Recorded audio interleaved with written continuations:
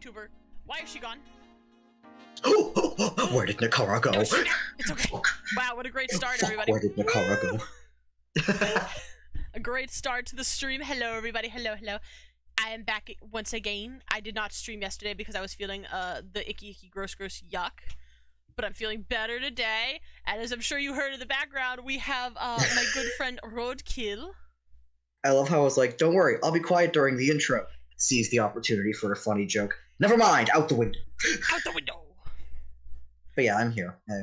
Oh, I have your Discord reactive, but it doesn't want to work in here. Hold on. Wait, what is it? I don't know how to change it. So you're just gonna sit there idly. Yeah, your Discord does not react to you because we're not in my recording channel. Oh no! Oh fuck! Raise, every time you enter that command, I'm gonna have to make a P command like that just is for you. That just says like Ray's pissed on everyone or something. Because I know you love the P command, even though I don't have one. The crisp sound of opening a carbonated beverage. In this case, it is just seltzer water. Well, seltzer water's good. And better for you than soda. Exactly, I'm trying to be healthy. Don't worry, I'm trying to be too. I'm gonna start trying to eat healthier again tomorrow and eventually go gym. Oh, go gym. So, yeah. As for the stream, I have an idea of what I'm gonna draw, but there's no real plan. It's just kind of vibe. I will also quickly head over to YouTube so we can have some background music. Who needs plans? That's for dumbasses, not us. We're smart. Man, who? So lame. Let's try this one. This one seems cool. This one seems pog. Music. Seems hip with the kids. Oh, it's louder. Turn her down, hip please. with the kids? What are we, 50? I'm hip with the youth. I love the young people. I love the young people. Alright, now How many times do we have to teach you this lesson, old man? God, I miss old SpongeBob. I hope this image will turn out the way I want to, because I have the, you know how it is as artists, when you have the idea in your head and you're like, oh yes, I know how to do this, is going to turn out so beautiful, and then you just don't. As an unskilled artist, yeah, that's every piece I've ever done. Like, because I have this, I want to make a Valentine's Day piece, just because I want to have something cute for February. Like, don't get me wrong, when I say Valentine's Day piece, guys, I don't mean like, it's for my boyfriend. No, I'm a single bitch. It's for me! I'm my Valentine! Exactly, I'm my own Valentine today, bitches! It's for me! So I just want to have a cute little image of werewolf Nakara holding onto a big ol' heart. And I don't know how I want it to go, so I'm like, I don't know if I want her, like, leaning back, like, whole body holding the heart, or, like a little-ish heart in her mouth, or in her paws. Eldershy, why are you crying? Why are we crying for? You could draw, like, you know those Valentine teddy bears that hold hearts? You could draw that, but Nakara. Oh my god, yes, hold on, wait, I gotta pull up the references image. I may not be the best artist under the sun, but I have damn good ideas. You know what? That's fair. Let me get the I have good ideas. Opera here so we can see what I'm staring at as I work. God, mood. I'm just mood to chat. Mood. I like to show chat my references. I could do that. I don't need a Valentine. Not myself. I love myself. There's a Valentine, your character here kind of thing that I really enjoyed the look of, and I kind of inspired what I'm going for. Your character hero things are cute. Because we all single with no mood. That's what I was saying. Yeah, here it is. It's this one here from Spencer holding the little teddy bear. Any species under gender. Like if y'all can see in the references section, specifically the top left one called Cuddles. That's kind of what I'm going for, but not that pose exactly. I want it more side on, and I want, of course, want it to be a heart and not a teddy. But like, I think that's what I'm gonna go for. I'm gonna have to make the C curves. We gotta focus on the C curves first. Ah, yes. The C curves.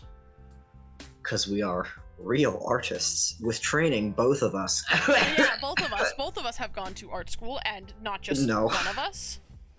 No, I kind of piggybacked off of the fact that I was friends with all the artists. I would just watch them do things and listen to them talk, and I would like absorb their education like osmosis. Exactly. That's kind of what we do, you know. Like you don't fuck going to art school, man. Just like get you an artist friend and just like have them like rant to you about color theory for like 3 hours, and like you're an artist. Yeah, that's what I was doing for all of college, and then I didn't start drawing till after college. Just being over here like, man, tertiary color palettes, fucking bullshit, you know, tints and shades, this bullshit. My eyes are glazing over. Anyway. My eyes are glazing. Too many technical terms. I just know how to make line go burr. I don't know the terms. I just do things and it works sometimes. Yeah, honestly, like when it comes to sometimes. art, like this one I think is more reminiscent of maybe like hoity-toity fun alt folks. But you don't need to know the technical terms to do art, man. Like, yes, it helps to put like a name to a thing you're doing. Like, oh man, I've been learning color theory this whole time, and I had no idea. Yeah, art is one of those rare hobbies where you don't theoretically have to have professional training. It will help, and it will give you terms to communicate with other artists, and it will definitely teach you new things that you maybe wouldn't have thought of. But art is one of those few hobbies where if you just dick around long enough, you can still kind of figure some things out on your own. And it's one of those rare hobbies where you can do that. Oh, fuck, my camera fell. Where is it? It's... I'm sorry, chat, I don't know if you can hear the camera fumbling. It is so hard to balance this thing on my tablet because there's nowhere for it to really grip onto. Which kind of sucks for me. Because I'm trying to have my face over here so you can see my beautiful face. But, then my camera just goes, whoops, I slipped. Whoops, I slipped. Margaret, get the biscuits, there's some newfangled shit going on in here! I love that for fucking, I love. Randy Feltface was so funny. You know one of my favorite dumb funny quotes? What? So, it's from Shane Madej. Okay. And it's from BuzzFeed Unsolved. Of course it is. And he was trying to quote like an old saying, like something that's well known, but he fucked it up very bad, and he just ended up saying, "Blue," like in a pirate accent. Blue skies at night, sailors get in fights. Blue skies in the morning. Oh, what a beautiful morning! Oh yeah, I remember that one. Oh, what a beautiful morning! It's very funny. I think I'm gonna put the rotation back a little bit. My art program won't open. Freda, open, please. Yeah. I need the art program to open to do art. Yeah. Okay. I think that's Crit good. is open. Turn symmetry off. Yeah, we're both drawing, by the way. Just you can't see his because he has his own screen. I'm drawing too, like in moral support. But I'm definitely not confident enough to stream my art. Me art bad. Don't listen to him, guys. Don't listen to him. Okay. Me art bad. He says him art bad, but don't listen to him. His art not bad. He just he needs confidence boost. It's pretty bad. No. I refuse to let you talk bad about stuff. I see. Elvishay says me art worse. It's okay, Mr. Handsome. It says me art worse. Yeah, don't forget you're still Mr. Handsome here. So. I forgot that this group's nickname for me was Mr. Handsome. Yeah, you're always Mr. Handsome here. I'm sure your art isn't that bad. I'm sure you've got good art. Same with you, Mr. Handsome. No, I'm the one person that doesn't apply to. Anyway. Anyway. I see your point. Very valid.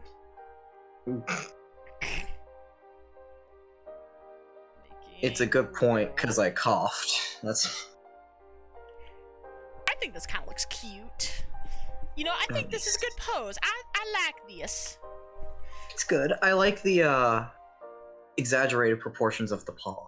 I think that's... I kind of wanted to make her have some big ol' bappers this time. I like the big old bappers. I think they're good. Like, if any of you guys have seen this, like, I don't go on VR chat very much anymore, but I specifically love this one werewolf. Since I'm bad at 3D modeling, I can't make my own. I will learn one day. I will actually.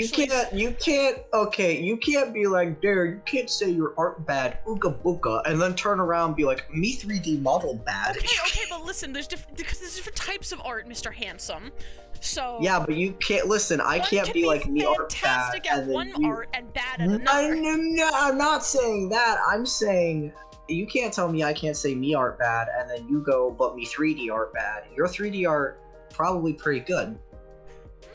It's not as good as my 2D art. I'll say that. Well, yes, but you're holding yourself to high standards that you probably shouldn't be. Okay, I see your point. And I raise you a counterpoint. Mm-hmm. No. Revoked. Uno reverse, motherfucker. Uno reverse. No. I'm gonna move the head down a bit, just a smidge. But the Skip 4D werewolves are like one of my favorite avatars whenever I do go on a VR chat anymore, and they got some honkin' beans, my dude. Like these hands. Like, they're not as big old bappers as the one I'm making right here, but, like, they got, like, it's so funny because I forget how big the hands are. Since I'm so bad at art myself, what would a commission to add myself? Oh, you want to add yourself to the, you may slap it? You know, I can actually do that. I would probably do this. Hold on, you know, we're going to my art site here, guys. I love how this person's just like, hey, since we're talking about how bad my art is, can I commission you right now? Well, it's funny because Elv. I was gonna say, you have commission sheets. You have commission. I do have commission sheets. This one is different though, because there's already one character done. Yeah, because this is, you're just taking a meme and adding someone in. So typically, what I do for that, when I have two characters in one scene, is I take like one character itself. Like if we're going in the case of this scene, it is shaded, so it'd be $60 for the character. However, since half the work is already done, I just do half of the second price. So like it's $60 for the first character, it would be $30 for the second. That's how I usually go about it. Extra characters half the original commission type price. So if you were to get, say, like a scene and I quoted you $100 and you're like, hey, can I add an extra character in? It'd be another $50 for the character. Same thing with like a headshot. You want a headshot with 2 people in it? What's half of 25? It's like 12. Art price is good. Call it 12. It's fine. Nice. But like that's how. Like you have all this stuff prepared. $30? That's not. Yeah, I even souped up my gallery. If you haven't seen it lately, so now when you go into the gallery, it took me forever to figure out how this worked, and I'm kind of sad at how long it took me to figure this out. But like, you go to the gallery, you're like, Nakara, I love your art, but gee, it's so hard to see because it's so tiny. Well, my friend, you can now click on it, and it gets big. And now you can see it at the proper resolution. I know. Hold your applause. Hold your applause. It took me forever to figure that out because you see, there's 2 types of things in card when you're making a website, right? There's like the image addition you can add, so you can add in an image to your card, and then there's image gallery. Oh, I just got a sub and I got smacked really hard. Welcome to the pack, patrons. Or Orizi McCheesy. I love that name. Orizi McCheesy. That's so good. Also, I think your avatar link in the Twitch about is outdated. Oh, you're right. Yes, it is. I forgot. I changed my Twitter handle recently. Welcome in. I love that emote. That's so cute. You know, I can fix that actually right now. Edit. I will come back to you. I know it's Spencer now, so it's fine. But you're right, because yeah, I wanted to like change it so that all of my ats have the same thing now instead of one having a slightly different at. Support specs rules. Is it you said it's in my about section, right? Oh wait, are you talking in Discord? I think you must be talking in Discord, unless it's somewhere else. Oops. Well, either way, I can switch it easy. To the About section in my Discord, yeah? Should be under socials. Haha. Right. Right Welcome there. to Nakara Fixes Her Social Media Links Live. This is a common thing for me, is just like going through shit and like fixing things in the middle of stream when it's like, I could wait, but I don't want to. Instead, I'll make my audience suffer through it. Oh, where you put the links in your Twitch description. Where? Aha! I see. It's in this section. How do I edit you? I hate remembering everything. Edit, about, and links. There we go. Y'all get to see the back seats now. Is it the back rooms? Yeah, this is my back rooms. Am I gonna die? No. Are you sure? Alright, perfect. It should be updated now. You might have to refresh, but it should be updated now. Voila. Alright, I will go back to La Spencer. Love Spencer's art. Love her art. Fantastic artist. If you have not seen That Fang Doe, you should definitely go check her out. She probably doesn't even know I exist, but shouting her out anyway. No, she does. I've sent her art before. I'm a silly little goose. No, she does. Yeah, way back. Back in the day, children, when Nakara had but a mere 1,000 on TikTok. I actually made her some fan art. Because I like to do that sometimes. Because I love to make fan art for my favorite creators. Alright, and then... Whoop. Also want to make it so, like, the fur is kind of, like, squished up. Because she's, you know, got her face on the heart. So it'll look like that a little bit, and then it'll come down. Meanwhile, I'm working on redesigning a Pokemon character. Oh yeah, which one is it? Hideyoshi, the teenage sea ninja who speaks with ghosts that I talked about on another stream. He's gone through some big like plot changes in the role-playing game we're playing. And he's evolved a lot as a character, and my art style has gotten a lot better, so I kind of want to go in and redesign him a little bit. I'm keeping his original design as canon, as like that's what he dressed like before, but he's gotten a lot more mature, so I kind of want to change a little bit what I think he dresses. That's fair. I think that makes sense. Alright, gonna erase some of this heart here, because, you know, obviously if Nakara is hugging it, you're not gonna see those parts. And also erase this. Oh, wait, actually. Sometimes it helps, my friends, if you label your layers. Something I forget to do quite frequently. I never label my layers. I don't do it until, like, the very end, which is, like, really bad artist of me. I really should, but I never do. And then the funny thing is sometimes I'll be drawing, like, so, like, I'll make my sketches, like, a lower opacity when I'm doing the line art over them. And I'll go in and I'll be doing, like, line art, and I'll be like, why does this look faded? Why doesn't this look right? And then I'll look over and be like, because I'm on the sketch layer. Yep. So I've gotten to the point where now if I finish a layer, like the sketch layer, I'll lock it so that I can't draw on it on accident. Me too! I like how we both have figured out this strat. Yeah, we both did it independently, and now it's like, hey, me too. It's that convergent evolution type shit, but with art, convergent artistry. Meanwhile, you went to like what, 4 years of college for art, and meanwhile, I'm just like, about that. meanwhile, I'm like, I'm just gonna doodle sometime. You're gonna make me look incompetent, dear. Hey, hee-hoo, hee-hoo, hee-hoo. This was your plan all along. No. This is why you came out to stream, was to make me look like an idiot. But in the meanwhile, I'm gonna look real big. Yeah, but in the meantime, you're gonna be like, wow, look at this guy. This opossum figured out something a professional artist couldn't figure out. Holy crap. Yeah, exactly. I'm real big brain. I'm real smart. You're smart. I'm entirely self-taught. Yeah.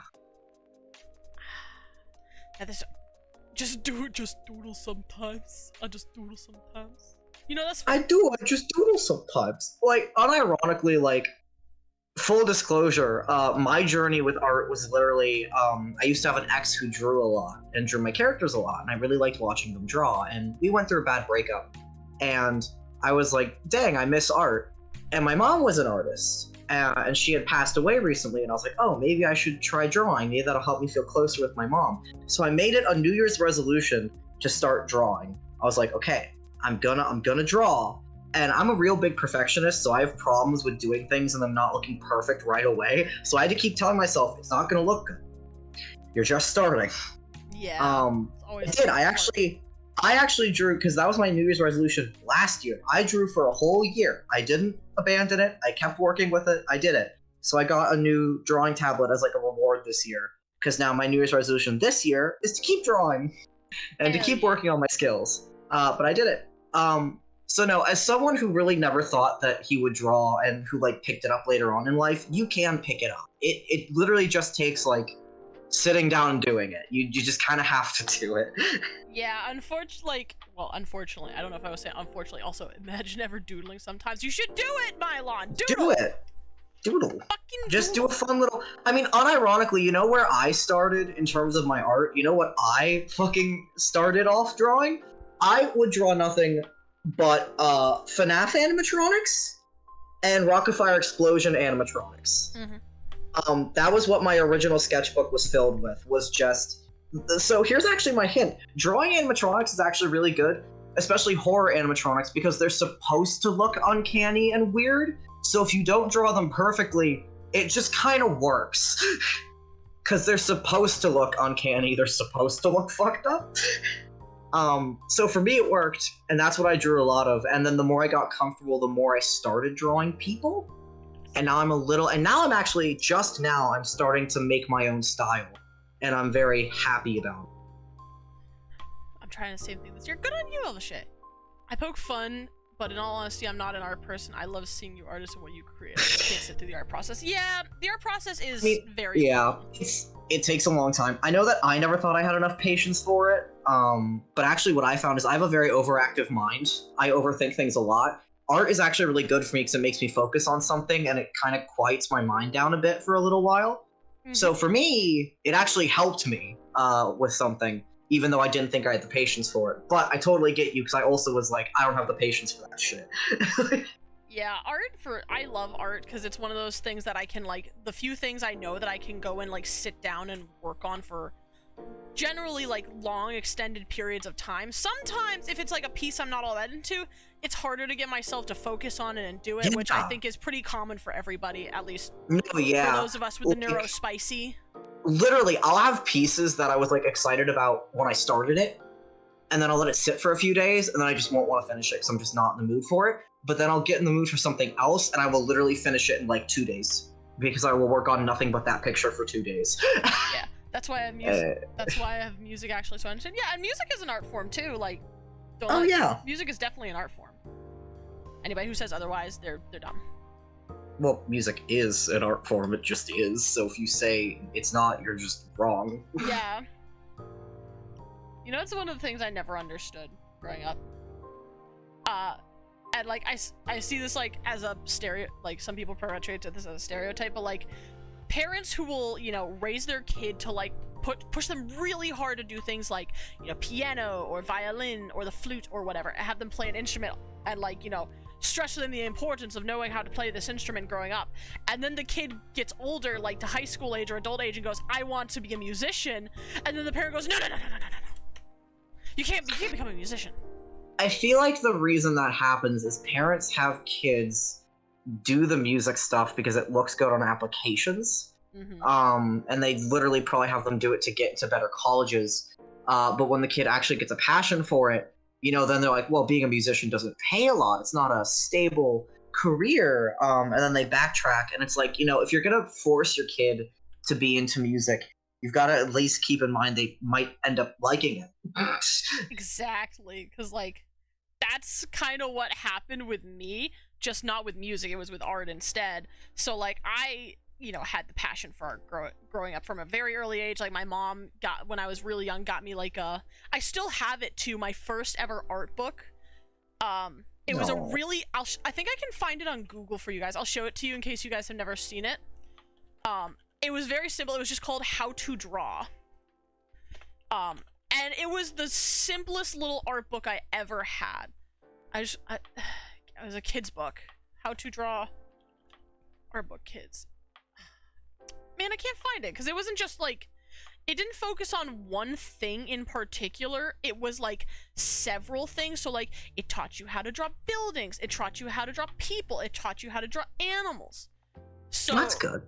Like, it was a really good book, and I can't find it because I know it had a red cover, and it had like some really simply drawn on like stuff. I'm gonna say like, let me go like 2000s maybe. I'm not seeing it. How to Draw book, kids, 2000. It's not coming up. Anyway, like I had that. I had like, my parents would buy me the colored pencils and stuff. They'd buy me the, the nice Crayola. It's not about looking good on paper. Having a fundamental understanding of music is important for life and personal growth itself. That is true. Music is very relevant to life.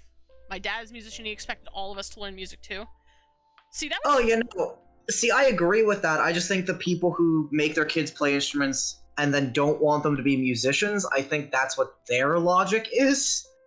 Because, like, your dad is a musician. He clearly understands and respects the importance that music has. And if you said you want to be a musician, wouldn't be against it. Yeah, like... But no, I agree. Music's important. My mom was a big musician, too, and she really, like, enjoyed having it in her life. And it is important for personal growth. She had me play music stuff when I was a kid. I played a lot of instruments. I just didn't stick with it. I don't think I was a musician, Yeah, which is fair.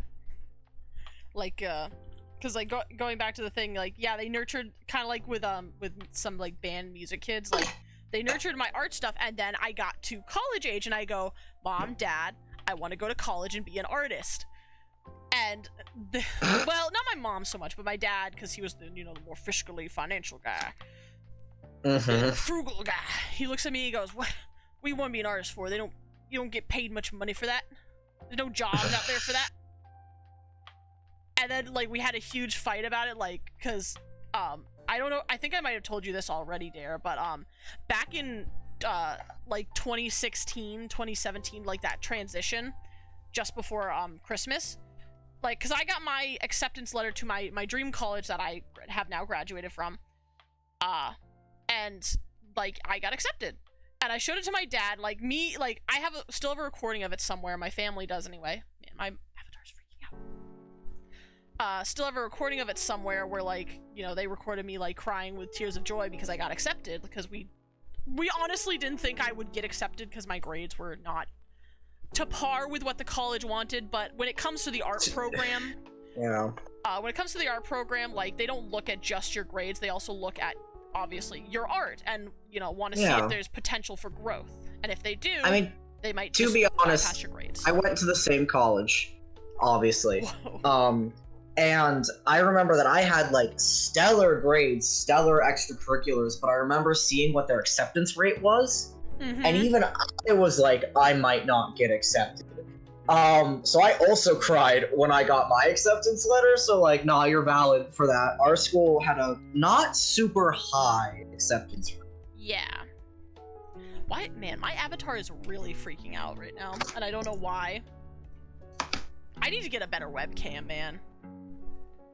Like, the 720p is not cutting it. Also, my lighting sucks. I need, like, better lighting to capture my face. Well, if I'm told I'm joining a band and that's my new career, he'd absolutely be upset, though, because he knows it's a moonshot to actually succeed on doing that. Well, then that seems a little... He should what I was expecting. I mean, I know it's a moonshot, but, like, he should still support... whatever, I'm not staying on this. But yeah, so I got my college acceptance letter and I was in tears and I was so excited.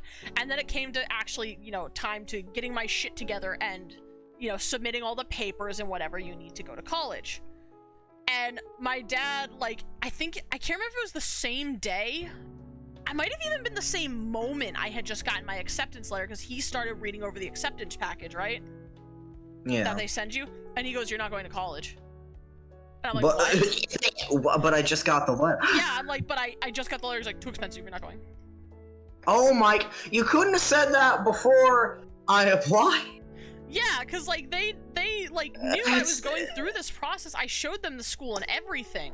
I was gonna say, it's not like you can't look up what their typical tuitions are. And we had gone on a school, like we had seen it, you know. I've said before, I think your dad is dumb, so I'm not gonna reiterate. Yeah, no, we have already well established here, folks, that my dad is not exactly father of the year. He's a few French fries short of a Happy Meal. You know, is what he is. We don't have to get into that, but anyway, like, you know, so I started crying for a different reason. And like that year, like I was so stressed throughout that like impending summer because like I can't remember when loans, like your loans and stuff, or how your payment is supposed to be done. I think it's supposed to be done like June, right? It's very early. They make you get that shit done very early, and it makes it immensely stressful because I also had trouble funding my way into that college. And I had my own separate issues that I'll share if you're interested, but like I also was intensely stressed because it was early. Yeah. Like it was... I hate this camera so much, dude. The camera does not want to capture my face. And I don't know if it's because the camera itself is moving. Like if it's slowly leaning backwards and like... and like that's why it's messing up, but I don't know. You guys, a demon inside. Yes, I do. The demon is trying to come out. I wonder if I can move it back up onto the PC where it's more stable. The only thing I worry about then, it's more stable up here. Wow. Is you probably won't be able to see my face, or I'll always be looking to the side. But whatever. If it makes me more stable, I don't care.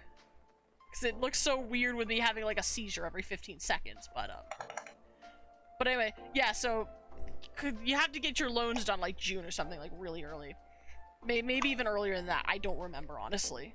But like that whole process was a fight, since like at the time, kind of similar to what happened to me a couple months ago, my dad just financially cut me off.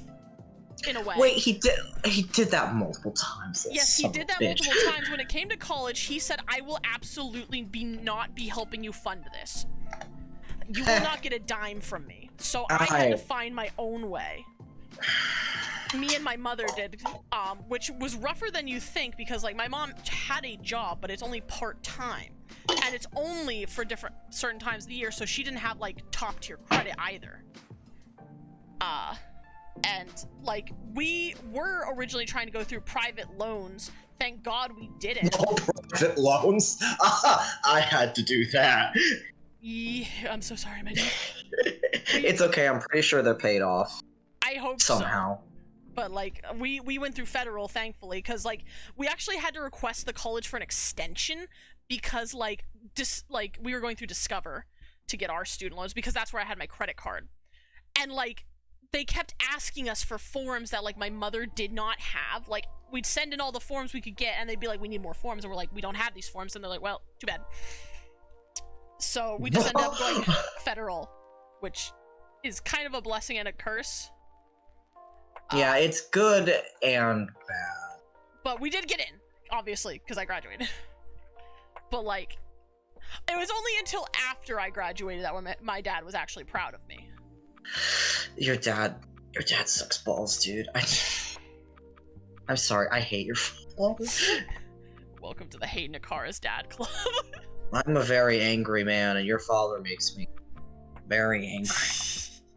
Yeah, so that was my experience trying to get into college. After the first year was fine, because once I finally knew I had it paid off and I could easily redo the federal loan thing, it was all good from there.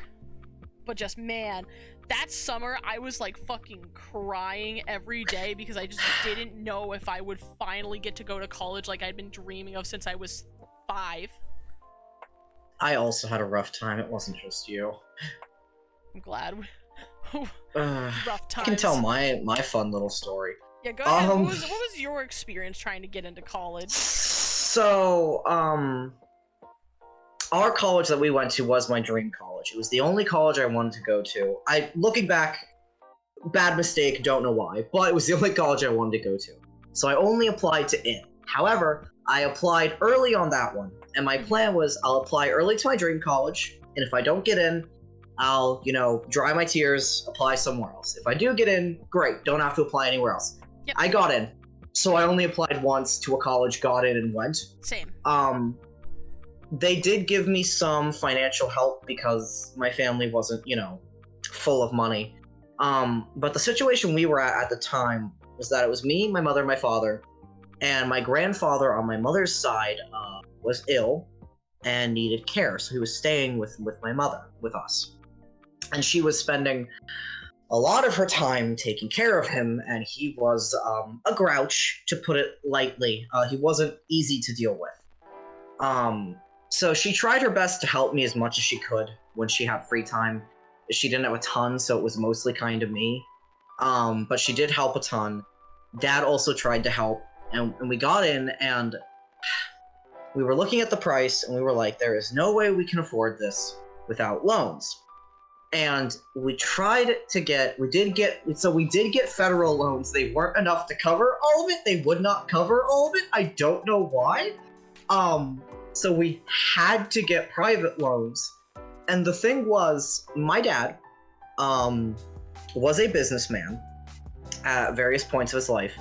And he either had a business that failed in the past, or he had a house that he had left that was a money sink. Like, he had made some iffy financial decisions in the past that tanked his credit score. No one would sign for my dad. Right. And my mom was a stay-at-home mom. So she didn't really have a credit score. So no one would sign my mom. And I'm sure you need a co-signer on a loan, especially if you are a college student with no job. Yep. So they would not sign me, and we didn't really have anyone who could co-sign the loan. And I was starting to panic, because if we didn't get the loan, I wasn't going, and all of the work that I had done scrounging scholarships all throughout my senior year of high school would have meant nothing. Because I spent all my time going back and forth with the school counselors getting scholarships. Same. I spent so much fucking time. So my mom talked with my grandfather, and she said, hey, you're in a point in your life where you're not spending money on much. You have a great credit score. I've been taking care of you for at least a few months now. Could you please sign off on my kid's loan? I don't know what stick was up his ass about it. He would not. He didn't care. He just didn't want to put his name on anything. Because he was, for some reason, worried about being saddled with the debt. And my mom was this close to going, you are going to die before he graduates. Yeah. There is no way you're stuck with this debt. That's not happening. Well, because unironically, he was basically in end-of-life care with her. Without saying exactly what was going on with him, he didn't have a long time. Yeah, So she was basically that close, being like, my guy, come on. And I remember distinctly she actually got in arguments with him about it. And eventually, at some point, she somehow did convince him to sign off on it. So he did, and I got the loan, and I got to go to college. And the sad thing about this is, you were there for it, but I don't know if you remember. I got to college, and my parents dropped me off and drove back home. And when they drove back home, he had passed. Oh. They came back and he was gone. They waited a week to tell me because, I was in a new state all on my own. So they were like, we don't want to immediately tell him. And also a week after that, his brother, my great uncle Bill, also passed. Dude. So I got a call freshman year of college, hey Dare, two of your relatives passed. Dude, within a week. We had such similar experiences. It's fucking uncanny. Cause like, I don't remember if we were like super good friends at this point, cause this was like really early on. Literally, We were starting to talk, but we weren't hyper good friends. yeah, literally during the first week of college, I got like, I had also, similar to you, I had just gotten dropped off, gotten moved in, settled into a new state I'd never been to, lived at before. And my parents called me and they're like, it wasn't a family, these weren't family members per se, but they were like such good family friends. We basically, They might as well be. yeah, they might as well be. Like that week, I got the call and they're like, hey, so, Fran died. You're gonna have to drive to Massachusetts now. Oh. So I literally, first week of college, had to be like, sorry, professors, I'm packing up and leaving. And like, days. And so that happened. And then like, this wasn't a week apart, but it was like a month apart. Because this one happened in September. The second one happened in October. So October rolls around. Mine was literally a week apart. That's how wild that one was. Yeah, that's fucking wild. But October rolls around, right? And they're like, so your cousin dropped dead of a heart attack. And I'm like, oh no. And I was getting ready to go down, and this was back when I was hanging out with Tomathan before, like, you know, all the stuff came out. Yeah, back, you know, yeah, we have an inside joke with that one. I won't explain it to you, but just know Tomathan is not a good dude. Cursed. That's A why we cursed call individual. him a cursed individual. That's why we call him Tomathan. It is not a nickname of endearment. It's a nickname of this way we're separating him from all the Tommies of the world that are fine. Yeah, there was a lot of Toms in our school for some reason. There were a lot of Toms. So There was that's a how we Tom differentiated epidemic. him from the Tom-demic. Yeah, this way we didn't have to be like, Tom this, no Tom that. You This way we just go, Tomathan, and you know immediately which one. Yep. So, we had gone to a movie theater for like the new Pokemon movie, and my tire had gotten blown because some jackass had left glass in the intersection. I remember that. I remember you telling me about that. Hello, Deathers! Welcome in! You're getting to hear the rant about how shit me and my friend's first year of college was. It was a lot. A lot of death. Just a lot of death, so I hope... Well, also, most of my college experience was kind of bad, but a lot of that is also just looking back and seeing it through the lens of, man, a lot of the people I met in college were not good for me, actually. Yeah. So yeah, the tire had blown, and they're like, yeah, your cousin dropped dead of a heart attack. We need you to drive back down to Massachusetts again. So, like, keep in mind, I've never had a problem with my car, or if I did, like, my father would have taken care of it for me. So, like, I'm sitting here freaking out because I'm like, oh god, my tire's blown, and I don't know how to fix it. My college year was dramatic and fun. My years afterward were a lot better, but just the first year was... Eh. So we get the tire, you know, I run to, like, an auto body shop as fast as I can, get a tire on, run down to Massachusetts again for another funeral, and I can't remember if my boyfriend broke up with me before or after this funeral. Oh my god. Because it was around that time, it was, because I remember specifically it was October that he, you know who, broke up with me. What's up, fellow wolf girl? Fellow wolf? Ayo? Ayo, can we get a woos in the chat, please? I know Bree's not here to do the usual woos or the stinkies. We haven't had our stinky rating today. But, man. And then, like, shortly after that funeral, do you remember my rabbit, Len? That I might have told you about him. I do. He dropped dead too. So my mom calls me on the phone and you're like, your rabbit died. I'm just like, oh. Like a couple days after I got broken up with. And then you'll remember this one very well. The Thanksgiving return when my car got totaled. Yeah. And you had a lot that year. And then CPS had to be called on me when I tried to do something bad. Not good for your health. Let's just say the opposite of good for your health. You're Oni and half wolf. Ooh, I like that. So do you have like horns? Do you like have like wolf ears and horns? Like a beast? Like a I'll put some Oni horns on my character for a hot second. like that, because that's cool. You know what? Yeah. You're gonna appreciate this. Hold on, I'm gonna open up another Also, file. yeah, my college years were also dramatic and fun. The problem is, looking back, they were actually a lot more problematic than I remember them being in the moment. Like, I just had a lot of people who weren't good for me. You'll appreciate this one then, Deathers. If you know Chainsaw Man, you'll know this character that I am in this image. I have to finish this one, by the way. It's not done yet, but this is this is my attempt at fusing my character Nakara with power from Chainsaw Man. Yeah, yeah, I love it. But whew, college was something. College was a lot. College was a lot, man. I'm just glad, at least out of all the shit that we went through in college, we got a good friendship out of it. What are you talking about?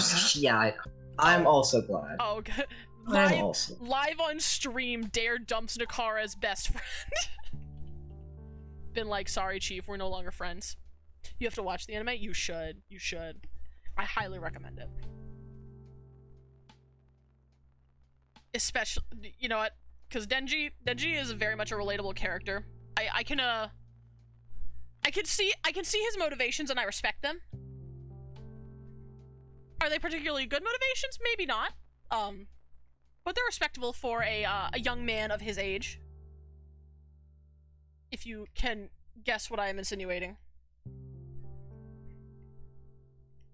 Pretty common of the adolescence, if you will. Oh no. Yeah, his entire, like, first arc of the show is just trying to touch a titty. Yeah. What a time to be alive. I'm gonna draw the schnoot.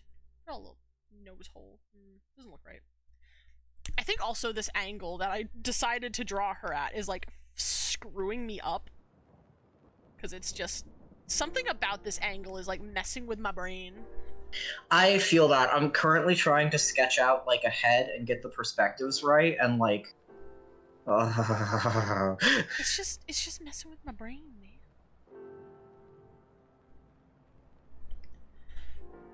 But yeah, I'm actually still watching anime. I'm working on finishing Spy Family, which is an interesting transition right now. Yes, it's Photoshop. I use Photoshop. That was what I was trained on.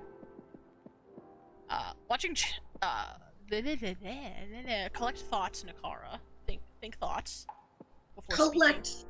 thoughts.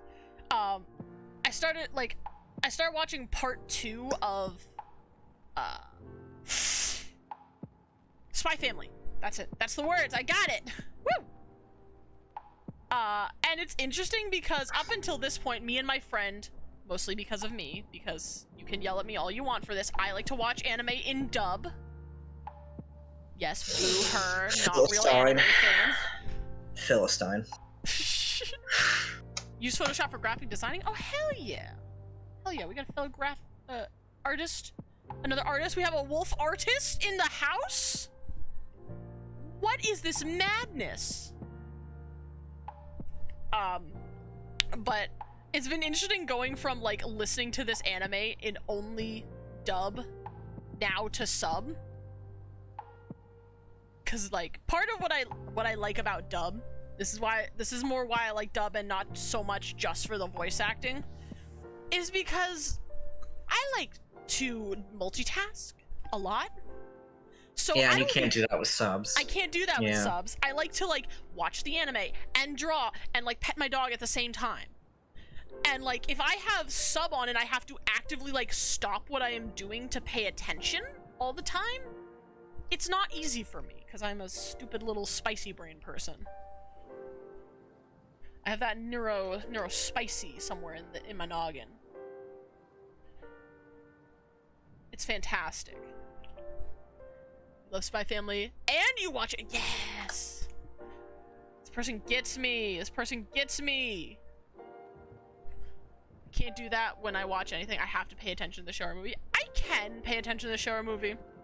Usually I would only draw because, like I was telling my friend earlier,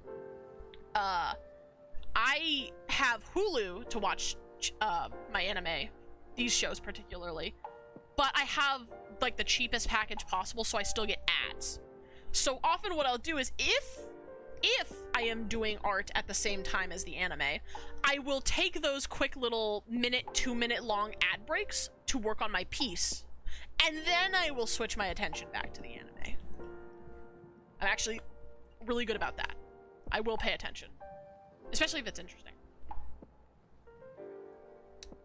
You know, I'm gonna hold on.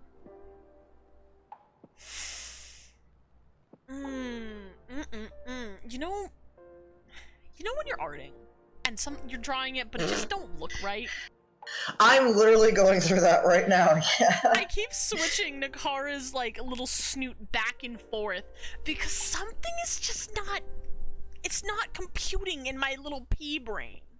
So right now, I'm literally just sketching the same head over and over because I can't get the angle and the proportions to look right. I haven't even gotten past sketching the head. I'm literally just sketching the head over and Same, over. Man. And I think I'm gonna try something different. And I'm angry about it. I'm not even. I'm doing my normal furry shit. Like, it's not even like a particular hard animal. It's a wolf, like I always draw. But it's just not landing right. You know, I'm just gonna do a blep. Same. So she's getting a blep now. I don't care what anybody says. Whenever I'm feeling lazy and the art is just not computing, I just blep. Like I said, like this is a redesign project. I haven't even gotten to the redesign part. I've gotten to the sketching the pose part, and I got stuck. You know, I'm gonna look at some other artists. I'm gonna look at Spencer. Spencer, help me. Sometimes you just as an artist, you just like steal bits and pieces of other people's style and mash them together. That's literally what art is. You steal. All art is derivative. Literally what my current style is literally I found so for chat I make a lot of Pokemon OCs because I'm in a lot of Pokemon roleplay campaigns, and I decided to draw all of them.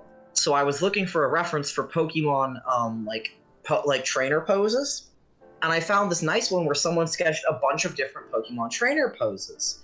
And I was like, ooh, those look cool. And I was using those as a reference, and I don't know why they influenced my art style so heavy, but it changed what my art style was looking like. Not even to look more like them, but just different. And I was like, oh, I like how that looks. So I've just been using their pose references as like a reference for my new style for some reason. And it doesn't make sense, but it works. Yes, we love Pokemon up in here, Deathers. I have 3 Pokemon characters. You can't see me drawing right now, but I'm also drawing along with Nakara to support. I'm drawing a Pokemon character. If you're curious, I can tell you all about him, but I'm drawing a Pokemon character. It's that body doubling, if you will. If you know what body doubling is. I don't. What is that? So this is something I've seen as a way to get neurospicy people, particularly those with ADHD, to work better. Or like, you know, stick to the task more easily. And that is, you put somebody in the same room as somebody who's doing a task. You don't have to be doing anything. You can just be sitting in the room, or in this case, sitting in a VC. And just by the sheer whateverness of having somebody else be there, it just automatically increases our productivity. Huh. Something about having the presence of another human being, like, just really helps keep neurospicy people on task. I feel that. That makes sense. It's particularly why, like, when I was in college, as much as I like to stay at home and be a homebody, I would try to make myself go out and work at the labs, because I knew it was going to help increase my productivity by just simply being around people. And it's weird. I don't know how to describe it to you. It's like a legit thing. Like, there've been studies on it and everything, so I'm not like making up a funky little fancy word for y'all. This is a real deal. And we're doing it right now because we're both sitting here and drawing. Like, that's kind of why I particularly love doing art streams, because because you guys are my body double. I'm like, I can't slack off now because I have people watching. Funny enough, I think it's the different versions of neurospicy. So I don't have ADHD. That is not something I have. I have OCPD, anxiety, depression. I'm doing a lot better. I'm not like as bad with those. But the thing with me instead is that if I'm with people, it distracts me from the task because I'll talk too much, and I'll be too focused on what they're doing. If I really want to focus on a task, I have to be by myself, playing music, preferably music without lyrics I understand. Yes. And then my brain will just hyperfixate. I do that all the time. Like, if it's something I want to do, my brain hyperfixates. And then I'll, forget to eat. Which is bad. I mean, I feel you on that too, but I don't know what it is about body doubles. It's just nice. For me, it's fun. It's fun to do a task with someone else, but it doesn't always make me more productive. Sometimes it has the opposite effect. I think where body doubling becomes way more effective is for menial tasks you don't like doing. Like folding your laundry or washing the dishes. Yes, Also, I agree. You have 3 OCs, one from a DC comic, one from Paper Pellet, My Hero Academia! Oh, you've uttered the cursed phrase. My Hero Academia, you say? Well, my friend, I have a long history with that. For you see, back in the year 2019, 20, something like that, I don't know, I was a part of a VR chat My Hero Academia roleplay group. Cringe. Yes, you can laugh at me. You can call me cringe in the comments. You can, come to my twitter.com and be like, oh my god, she was in My Hero Academia shit. Fucking gross. We've all had our cringe phases. None of us are safe. Exactly. Those of us who are without cringe so be the first to throw the stone. But yeah, I was in that group. But the thing is, I'm not gonna lie, Nakara is practically I am just entering my cringe phase. Nakara is kind of my OC, but she's also the self-insert for everything. I'm so sorry. We've all got one. We've all got one. It's the socially acceptable way of self-inserting yourself into a fanfic, right? It's like this isn't me. This is my OC. We've all got one. To have all of my traits. Elvisha, you did it! Oh my god, Dare. He's done it. What? He's finally admitted he's a furry. Yes! Okay, hold on. Finally admitted I'm a furry. Alright, hold on, wait. Hey, the first step to healing is acceptance. Hold on. Elvisha, I wanted to tell you, welcome to our club. Welcome, LV. Welcome, LV. Welcome. You're welcome. I'm not a furry. I don't know why I'm joining in the singing. Oh, why is my body off kilter? No, stinky. It's because you moved yourself. Well, I did, but I clicked the Nakara stream button. It's supposed to have set me back here, but I must have fucked it up. So now I'm gonna have to fix that later.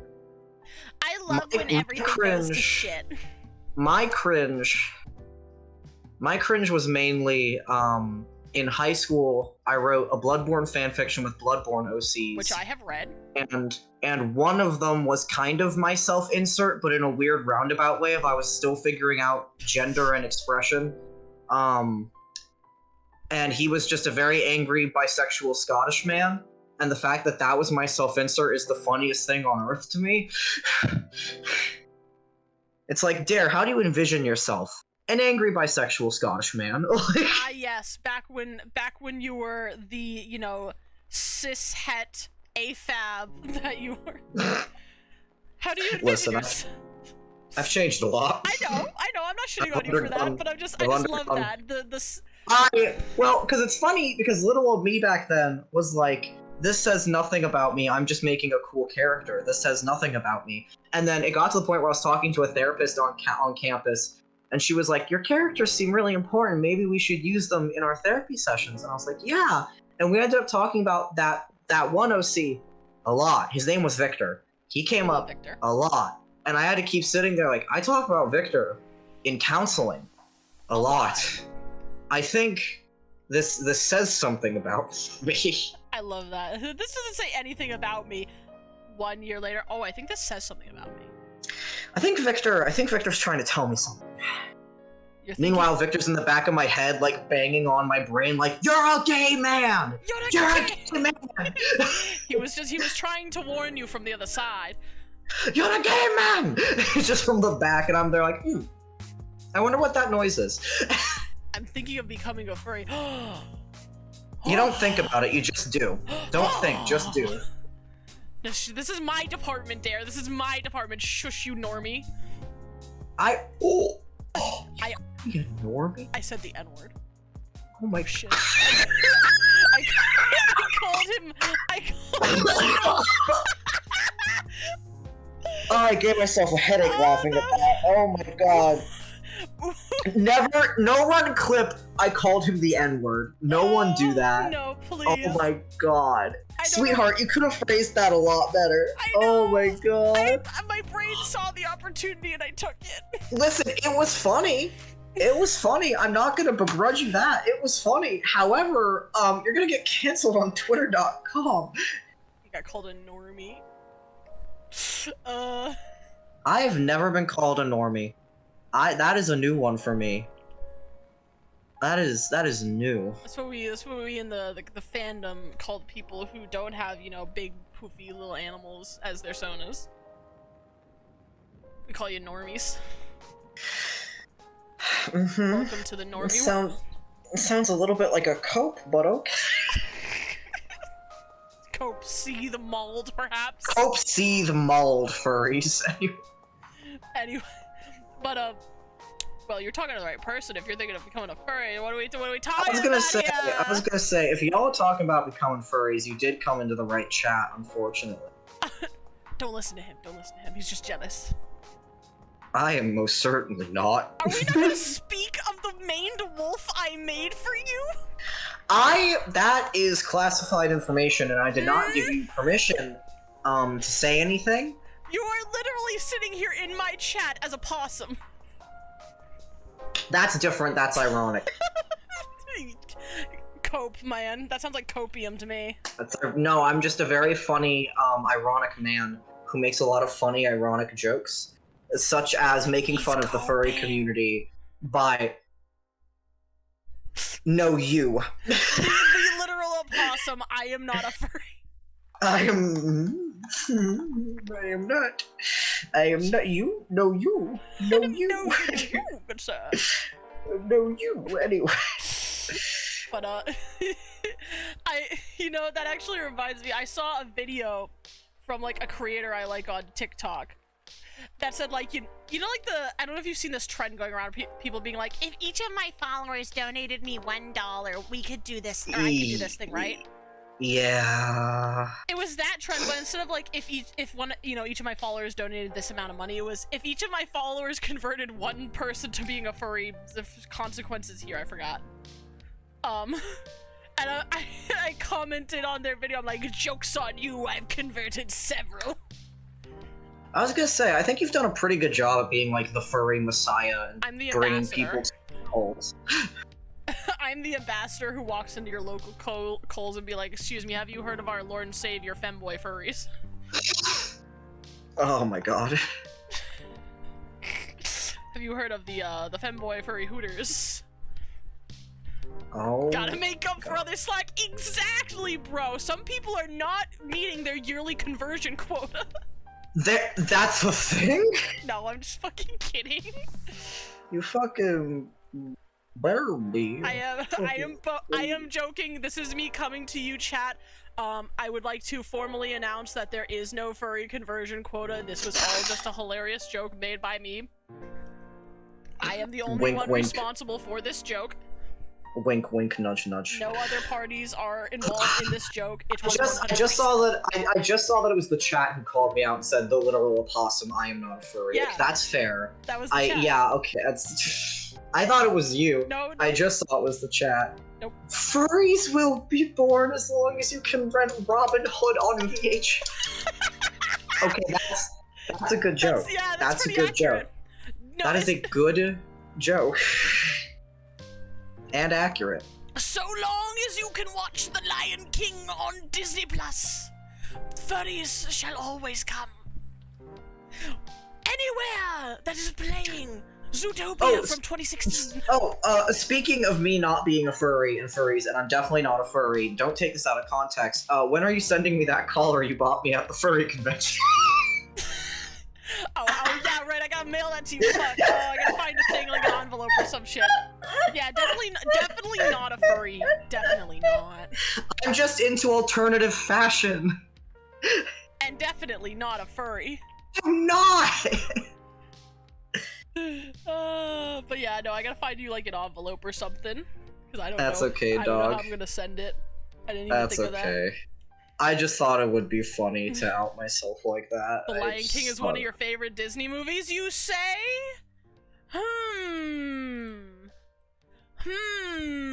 Suspicious. You ever, like, draw something, and it's, like, not quite right, but you can't, like, tell what's wrong? All the time. And you're, like, looking at it, and you're like, how do I fix that? And you just have no clue. Me trying to draw Werewolf Nakara's eyes right now. You're like, there's something wrong, but I do not know what. It's like, I know what's wrong, but I can't figure out what it How is. to fix it. Like, yeah, because I know it's the angle of the eyes. I know it's that. But I just can't figure out what angle is best. I feel you. You know, hold on. You know what might help? Just getting rid of the eyes in general and just, like, going based on where I see the snoot. I think that's helping. I think that's yeah, sometimes you have to just get rid of the sketch underneath it and just free ball it, and that helps sometimes. Mm-hmm. I'm gonna draw a forehead-like guide, too. I saw this on an old, like, image from Monica Zagrobelna. Shout out Monica Zagrobelna. Great art. Of how she used to draw realistic wolves, and that's kind of where I got my inspirations from. No, not suspicious. Your true awakening was the Aristocats. Respectable. I really do respect that, actually. See, most people would be like, if they came to me, it was like, you know, they're like, oh my god, you're a furry. You must have really liked Robin Hood or like Kovu from The Lion King too. Wrong! All of you, wrong! For you see, 'twas not the Lion King, 'twas not Robin Hood, 'twas not Zootopia because I was way too late in my life. Nay, 'twas the year of our Lord, sometime in the early 2000s. And my god. I was but a young, innocent lass, around the age of 9. God, okay. And I was in my room, the children's playroom that we had, because we had that when I was a kid. And I had decided to pop in my favorite VHS tape. 1967's The Jungle Book. My god. My and god. you might be thinking to yourself, oh, was it Baloo? Was it the bear? Was it Shere Khan, you may ask? Wrong! All of you! Wrong! 'Twas in fact, I'm gonna get real close for this one.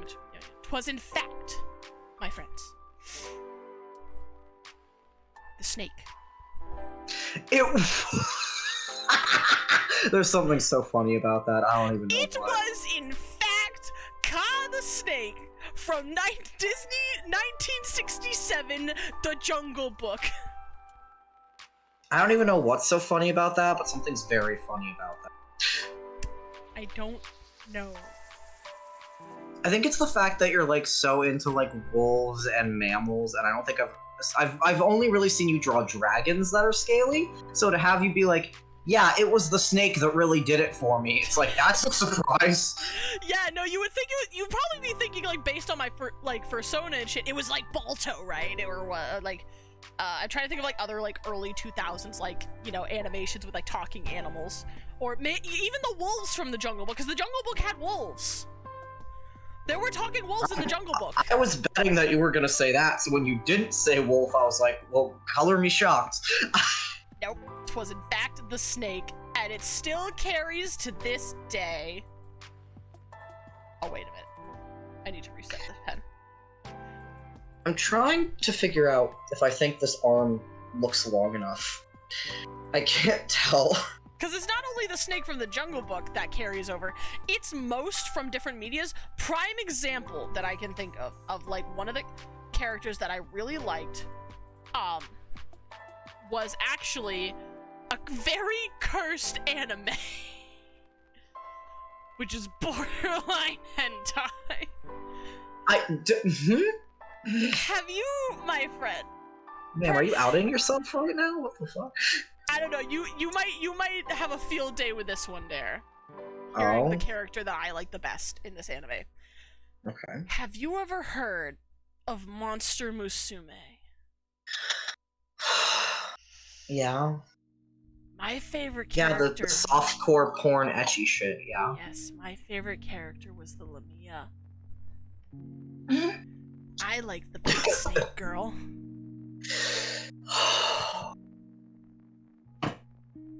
I'm not gonna say anything.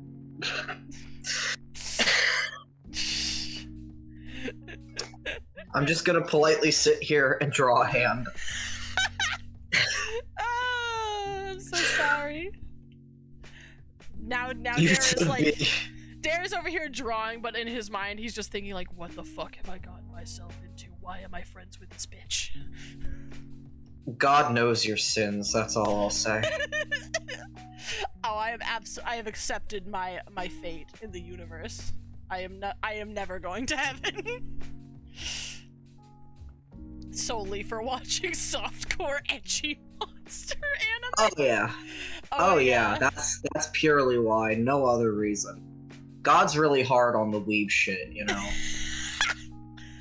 God's cracking down on the fucking weeaboos, guys. Okay, I've got everything in the sketch for the pose fine except the hands. I just don't want to do hands. I just don't want to do hands. You. Human hands are the worst thing. Why did God give us hands? Why was that a thing? Mods are asleep? Don't say that just yet. Actually, Dare over here is I'm a mod. I'm a mod, I'm not asleep.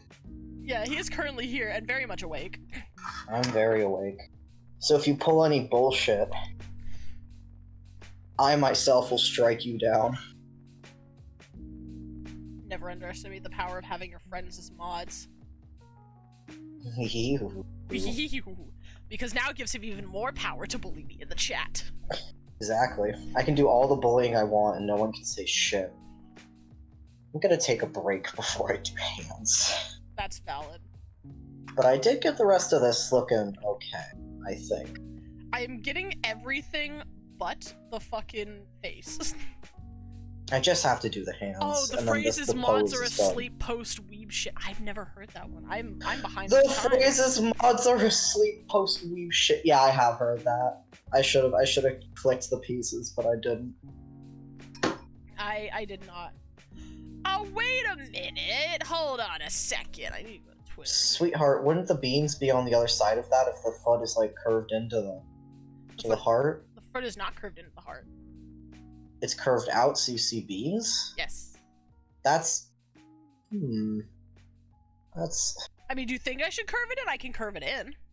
I don't think you'd be able to curve it out so you see the beans without, like, breaking an ankle on the back foot. You know, that's probably a valid... Oh wait, it's angled out. Okay, it's because I was looking at the sketch view. It's angled out. No, yeah, you're fine. They're that works. Yeah, that works. No, that works. Okay. I'm dumb. I was like, no, you're fine. I'm dumb. I was looking at it and I was like, anatomy flaw detected. And it's like, wait, no, I'm dumb. Oh, wait, no, I'm the stupid one. No, I'm the stupid dumb one. It was not. It's fine. Listen, I'm sure you could look at my art and point out 12 anatomy mistakes. It's not, I'm not, like, god tier artist or anything. Well, hey, like, you know, it doesn't really matter if you're a god tier artist or not. If, like, any old Joe Schmo can notice when something looks uncanny. True. I do think my sketch is good. I just have to work on the hands, but the hands are kind of dependent on, on a prop I'm thinking of putting in. Because both hands are holding something, because I have an idea for something, but I should really run that idea by my DM before I include it in the design.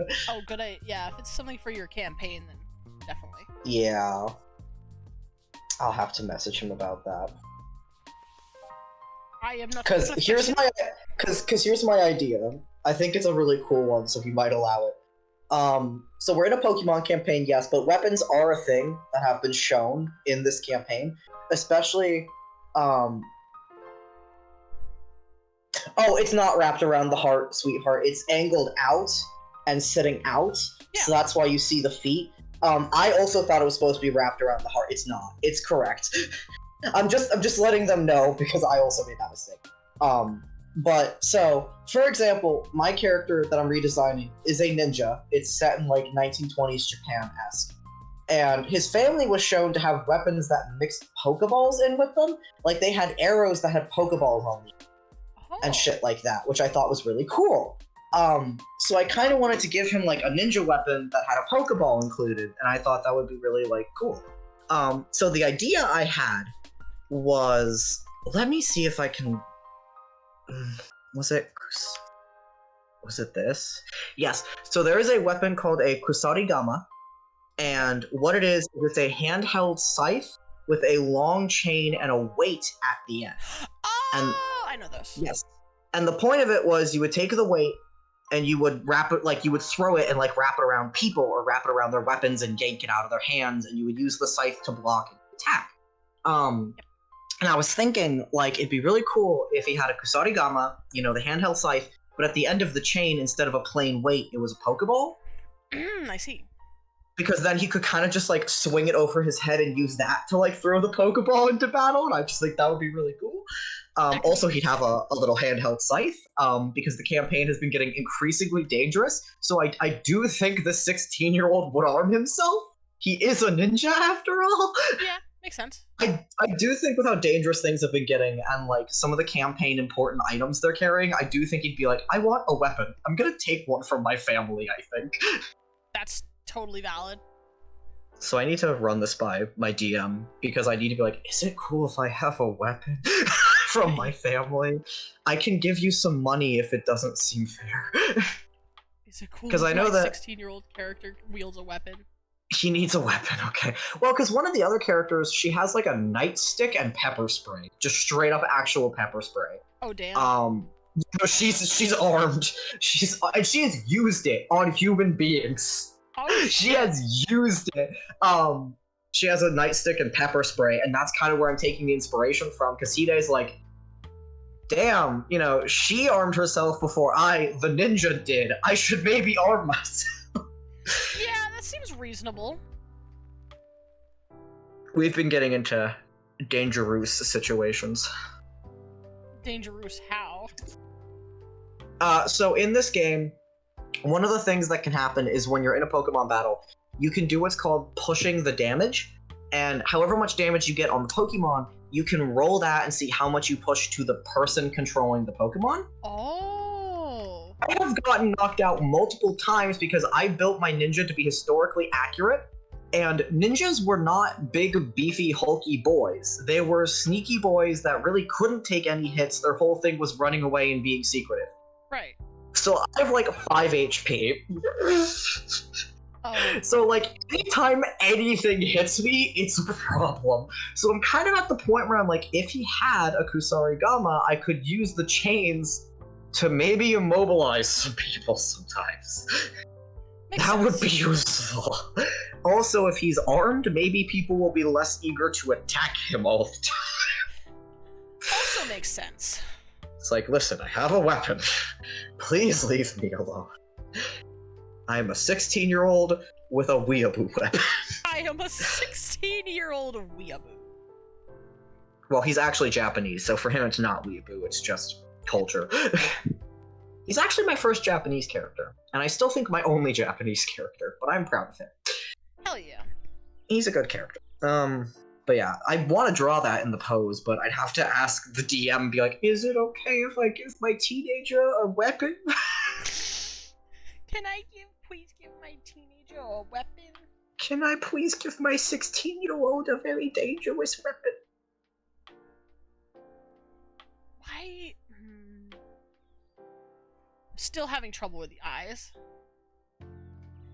This is like the one part of the image that is like really, really friggin' driving me insane.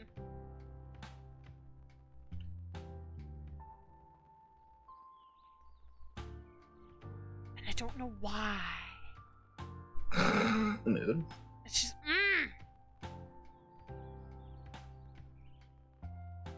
Oh, wait a minute.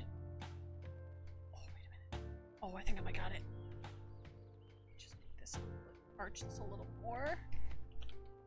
Erase this and, oh, I think I got it. Move this one a little closer.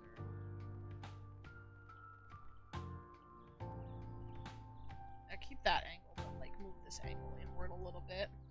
I think I did it. I think I did it. Yay!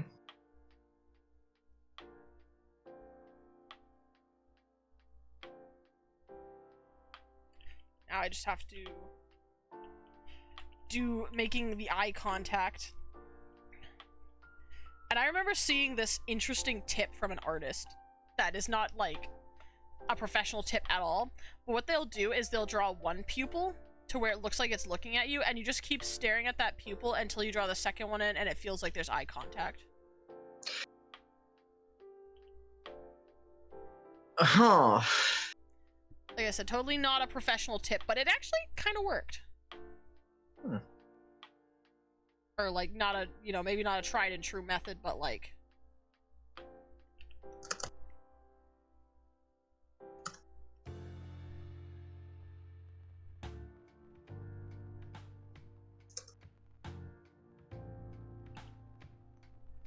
I think that works.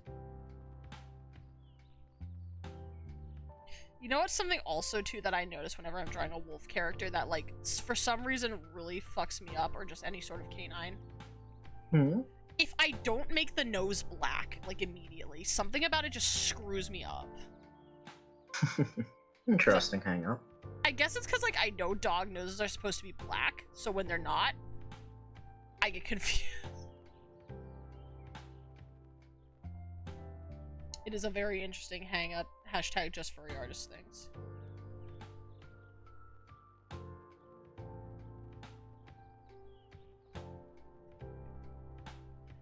It's so special. There we go. That's a lot better.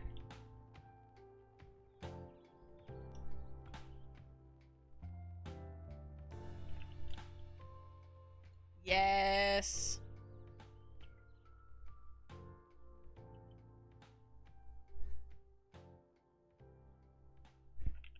You know, I'm not gonna do that. I'm gonna make the eye perfectly round.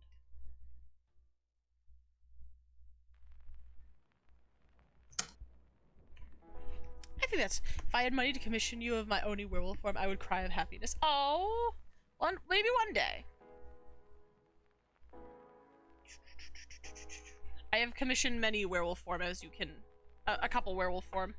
Or animal form. Like this one here, the one I have on my references. It's my particular favorite.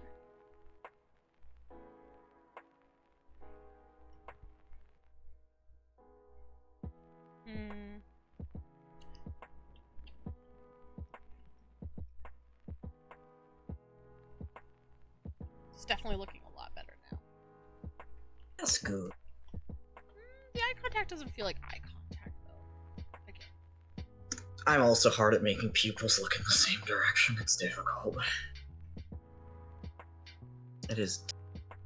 Eye contact, because it's like, it's one of those things that's hard to get right. It is. It's hard.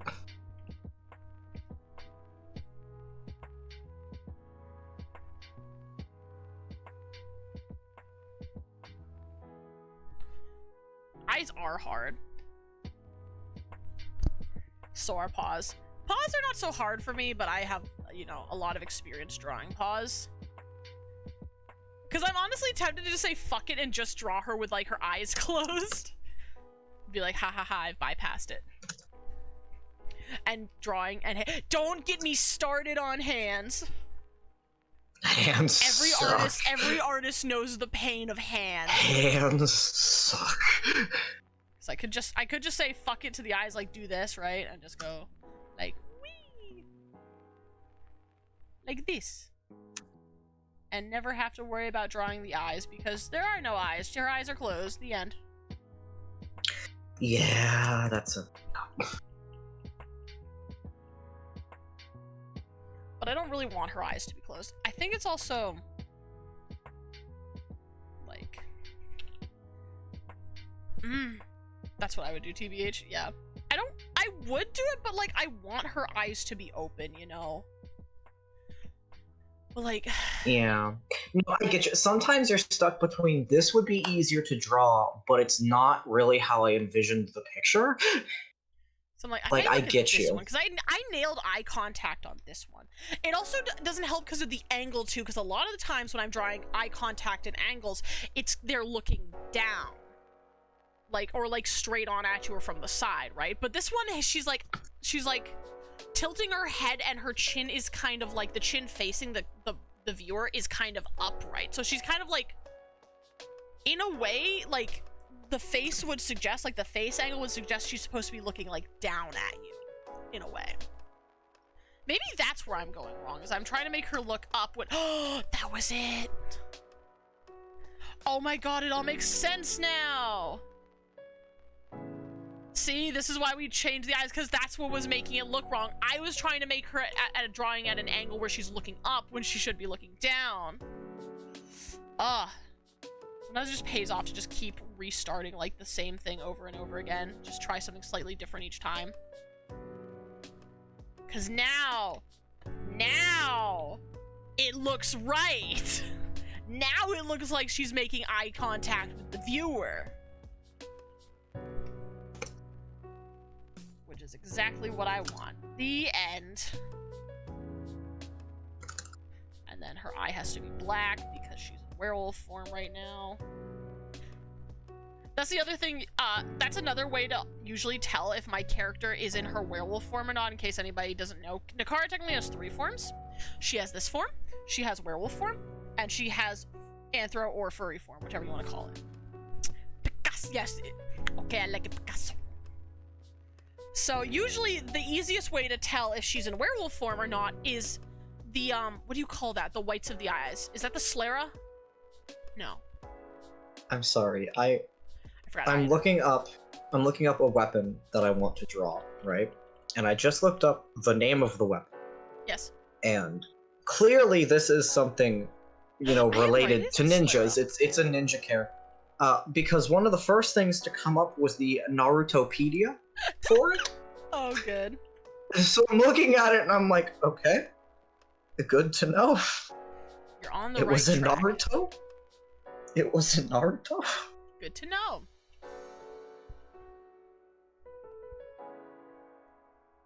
Oh, you know, I actually haven't put where Kara in this scene. I'll have to do that later. In my, on my website. Good thing I reposted her! Because I would like to see how I did her. That is not the post that I'm wanting. That is the post that I am wanting. Okay. She doesn't really have eyebrows. I need to start figuring how this thing would be held and what the hands would look like. The fun part. You mean the not fun part? Shh. Just pretend it's fun. Maybe you'll trick your brain or something. But yeah, that's how you usually tell. I was right. Is the whites of your eyes is your sclera. But that's how you can usually tell at a glance if Nakara is in a werewolf form or not. Her eyes, the sclera of her eyes will always be black if she's in a werewolf form. Case in point, my model, which nobody's redeemed it, but I'm changing it anyway because I can.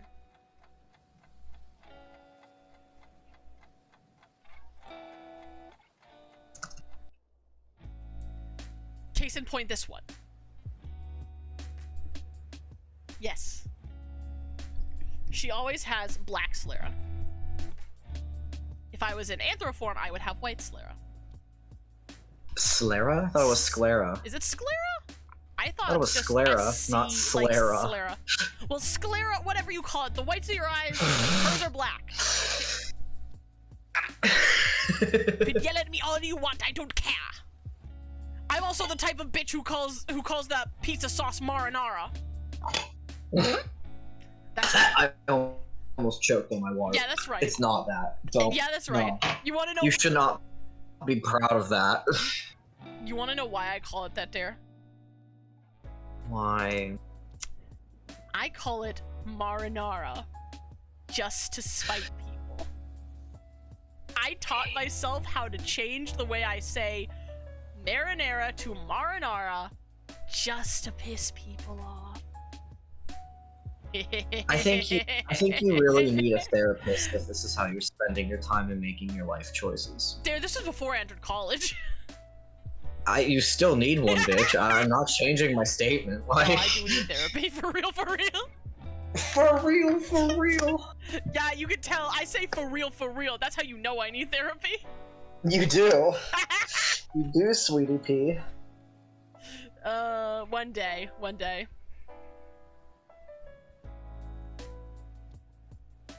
You know, maybe now that she's looking down correctly, I can do the cheek. Yeah, it looks a little better. Because I want her to have thick eyebrows. Because she has big old woofer eyebrows. She needs the thicky eyebrows. You have a werewolf form too? Let's go. Let's go, feral werewolves in the house. So unfortunately, I may or may not be using the Naruto image as a reference for the hands. I hate what I'm doing in life. What? Why? Because it's the weapon Okay, I will walk you through this. The weapon I am looking up is an old Japanese ninja weapon, Kusari Gama. And I'm drawing it on a ninja, wielding it. And when I look it up, most of the images are of it sitting in a void, not being held. Right. There is an image of a woman holding the weapon, how I think my character would be holding it. It just happens to be from Naruto. You know what? I can respect that. Honestly. I don't watch Naruto. I don't give a shit about Naruto. However, they have the weapon I'm looking at. I will take my references where I can get them. You know what? This is valid. I understand completely. Alright, Naruto, come here. Alright, Naruto. I'm not even a fan of Naruto, but like there's this one artist who I originally started following for miraculous art of all things. But like they just overall like all of their art is like really good. And I highly recommend them. They're called Sigils, but I think their Tumblr is technically called Peach Tickle Wets. No, I'm not shitting you. I am not shitting you. I know, it's just funny. And it's called it's the Doodle Room, but under here, their name, it says right there under their icon, Peach Tickle Wets. Oh my god. They also started drawing Spy Family art, which is so cute. It's so fucking cute. I just, like this one right here, where Lloyd and Yor make eye contact, and it's just, I love it. I love it. I feed off of this. My werewolf form has horns. Nice. Love it. Love that for you. Sounds like it always sounds so patronizing, but my sister and I say that sometimes. We're like, love that for you, sweetie pea. It's a meme. It really it's a is. Good meme.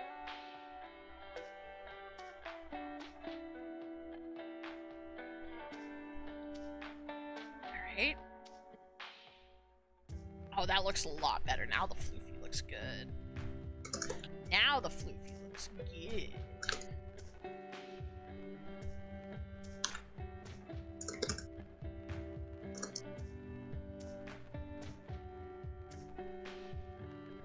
You know, the woman in Naruto who has this weapon seems kind of young. So theoretically, if Naruto can give this weapon to a child, I can give it to a child. I like how that's your logic. If Naruto says that children can wield this weapon, then obviously children can wield this weapon. Listen, my 16-year-old is gonna crack some skulls with that shit. Yeah.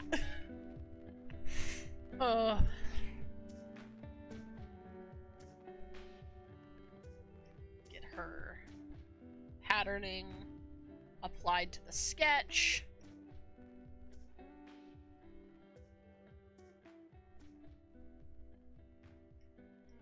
you know, the patterning that makes everybody think she's a fucking fox, which I Listen. blame 12-year-old me for. I blame 12-year-old me. Listen, it's all 12-year-old me's fault that this bitch is my character. Then why don't you I love change her. it? No, I love this dumb bitch. I love her. No, well, don't. But yeah, I'm like, I complain about this character. Why don't you change it? No! I love her. No! Never! It's like you coming over here to victim me like, look at this stinky little fucking Scottish man. It's like, well, if you don't like him that much, why don't you get rid of him? No! No. No. He's perfect as he is. Exactly. Nakara may be a little gremlin. She may be an absolute meme lord. She may be a stinky motherfucker, but I love her. And I will never change her. Because it is integral to her character now. It is just the way it is now. The end. You found on Google a werewolf form? Ayo. Show me. Put in the Discord. I saw you join the Discord, by the way. Welcome in. I'll send you a welcome message later. I'll send you a proper When one. you're busy not drawing werewolf paws. Exactly, when I'm not drawing the big ass beans. Actually should make the beans on these fingers bigger to match the beans on the other fingers. For like a reference. I should probably... I think I'm gonna do the artist thing where I'm gonna take a picture of my own hand holding something. Mood! Beans! Gotta draw those beans, bro. I need something, and don't take this out of context, long and cylindrical to hold. I need a pole-like item. Oh, I see. Because the weapon has like a pole-like bit that you hold. And I don't think I have anything that looks like that. It's fine, I'll mime it. I'll mimic it. Wasn't she a cutie patootie?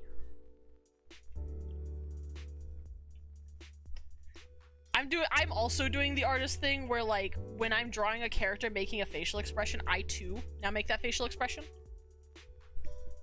So now I'm just sitting here looking like an idiot with my cheeks all like way up to my eyes, trying to replicate Nakara doing this dumb little smile that I love so much. Okay. I have a picture of my hand. I don't know how well that's gonna work for reference, but we will. Alright, now it is time for the line oot. We need the pulled string tool, because I use that all the time. Because my hands are shaky as fuck. Despite, you know, drawing for 20 years. I use stabilizers all the time. It's fine. Yeah, I don't use the built-in stabilizer that the thing has. I got this recommended to me from college, because this is something they recommended us buy. Because it's not only is it a stabilizer, it is so much more than just a stabilizer. Because it is great for perspective as well. It's a perspective tool. And, you know, perspective be fucking hard. Perspective is hard. So, having a perspective tool is fantastic. Alright. In case, for those of you who are new to my chat, I say this all the time, saying new while you draw a line just scientifically makes it better. Or like any other dumb noise. It does not particularly have to be new, it could also be wah. It could be shoo. It could be nya. Doesn't matter. What are you on right? I literally tuned out for like 2 seconds to pull up my drawing program again, and I hear new. What? What now? Listen, I teach you guys come to me for art advice sometimes. This is my professional art advice on how to make your lines better. Just say a funny noise as you draw them. It works. I don't think. Why? Why don't you think? You should think more. What? I don't know where I was going with that. I'm sorry. You bitch ass. I love you. I love you, homie. No, you don't. You liar. Filthy liar. Don't listen to him. I love him. He's just mad because I told him he needs to think more. I don't, for your information. I think the perfectly fine amount. I think the perfectly fine amount. If not too much. You know what, that's fair. I can relate to that, homie.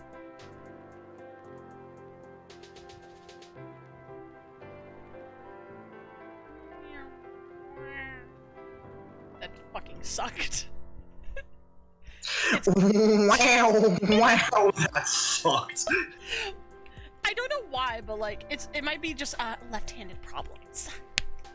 I keep forgetting you're left-handed. Yeah, I just keep forgetting guys, just remember this. My best friend of 5 years over here didn't know Sit there and watch you left-handed. draw! He didn't know.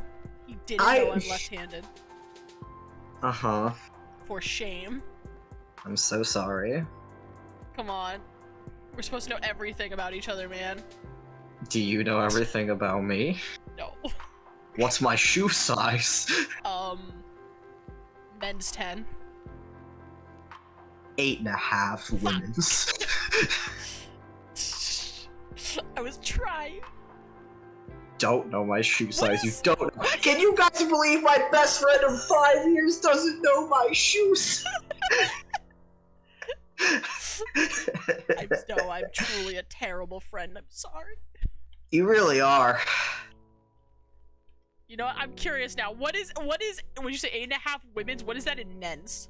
I don't know, actually. 8.5 women's to men's. Oh, look, there it is, like, first Google search. You're a 7.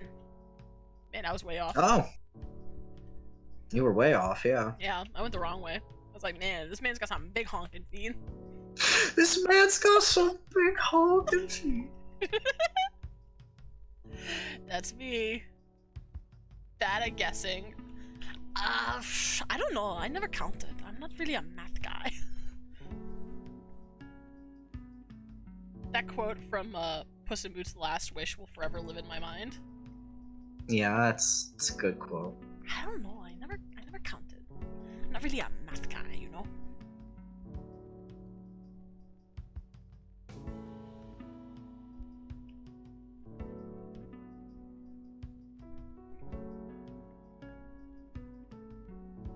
Gonna do that. I'm gonna edit the line art. Beans. Beans on animals are just so good. I don't know why. They're just so good. Like kitty toe beans. They are good.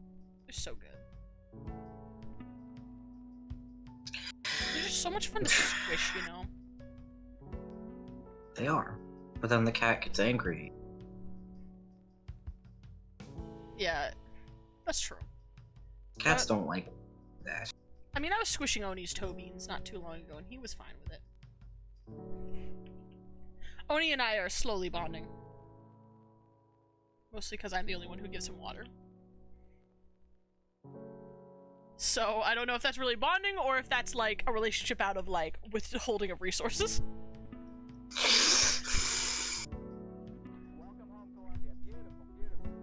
What? What is that?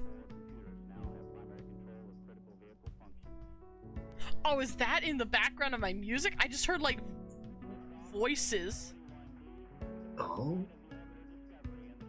I think it's the background of my lo-fi. It is! That's just so weird, like, because I'm just here peacefully Like, minding. you want to hear random voices, right? It sounds like old radio or, like, walkie-talkie broadcasts? Because I know sometimes lo-fi does that. Yeah.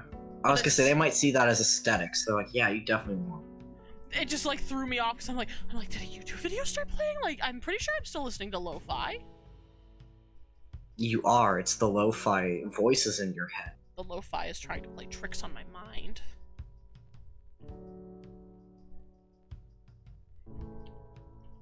These damn kids with their lo-fi hip-hop trying to brainwash us. What? I don't know. I don't know, man. Do you think I know half the shit I say? I mean, I would hope that you do, but you're right, I shouldn't expect that of you. We've already established how dumb I am, despite, you know, me having a bachelor's of science. Ignore that part. Oh yeah, you do have a bachelor's of science. Yeah. Technically I'm a scientist now. In the most vague terms, I guess.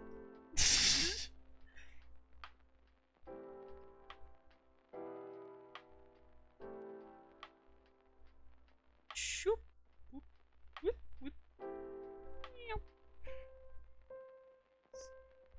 Make the ear fluff.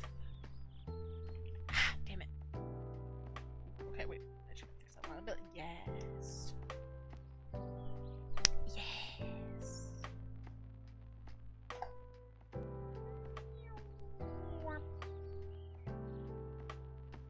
So funny though, because it sounds so impressive now when I can go to family gatherings to be like, I have a bachelor's of science. Granted, it's for learning how to draw like dumb little cartoons for video games, but it's a bachelor's of science. That's still a bachelor's of science. So I can be like, in your face, family. Okay, I found a reference for a hand, but now the problem is I have to sketch it and see if it'll actually work with Poe. You know, I think it's also making her eyes look a little creepy, and it's just because it's not done yet. It's the fact that she doesn't have any, like, highlights to her eyes yet.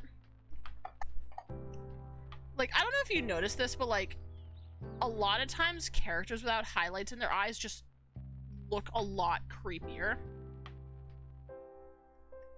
I don't know what it is about just, like, the difference between simply adding highlights to the eyes, but man, does it really make a difference? I actually saw that, you're gonna yell at me, Dare. Yeah. I saw that difference from a Genshin character. Yes, yell at me, it's Genshin, boo, Genshin. But, there's, like, all the Genshin characters, except for, like, one that I know of, have a highlight in their eyes. And the only character I've so far seen that does not have this highlight is Child, aka Tartaglia, aka Ajax, aka the 11th Fatui Harbinger. Cause, like, he has no highlights, and it makes sense because he was, like, he, like, fell into the abyss for, like, 3 months or something. It was bad. But it's crazy how big of a difference, like, just that little bit can be unsettling. Okay, I know what the issue is. Like, Aether has a cute little eye highlights.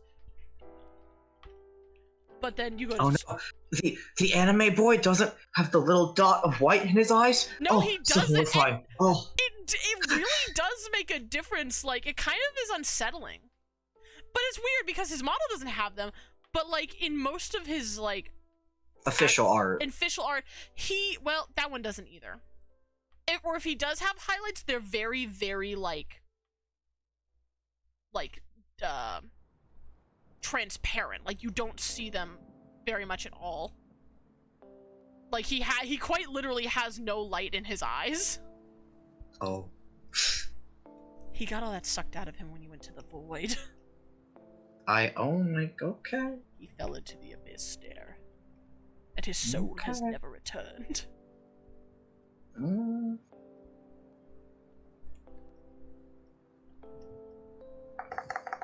Genshin.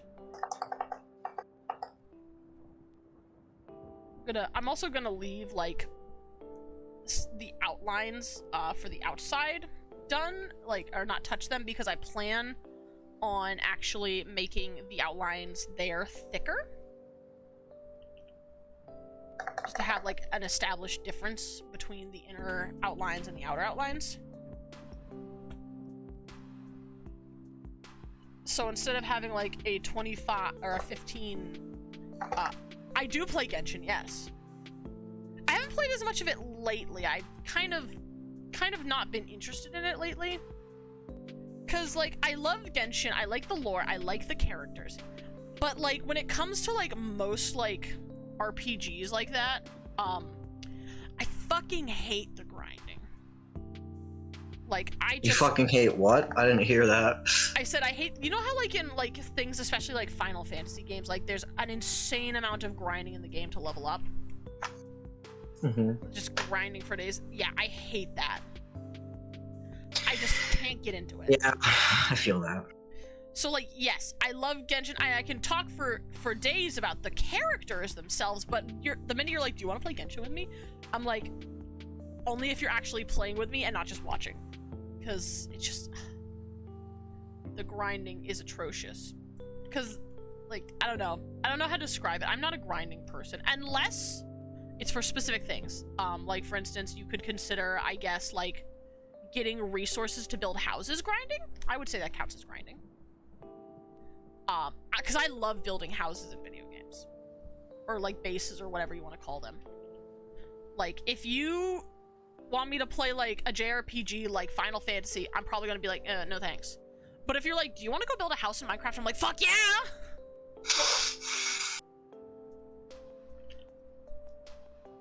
Something about combat in certain games just is not appealing to me. It depends heavily on the game. Like, for instance, like, I can play Sly Cooper all the time. Like, Sly Cooper 2, I fucking love it. I never get tired of the combat in the game. I don't know what it is. I don't know why.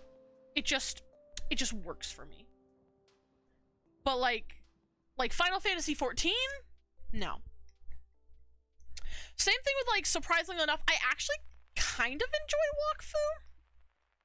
It's, like, one of the only MMOs I will play. That night, I think it's just also, like, the character concepts are really fucking dumb.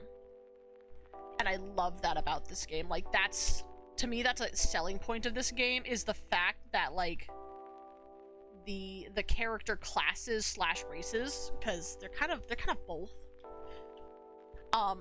is just so fucking dumb.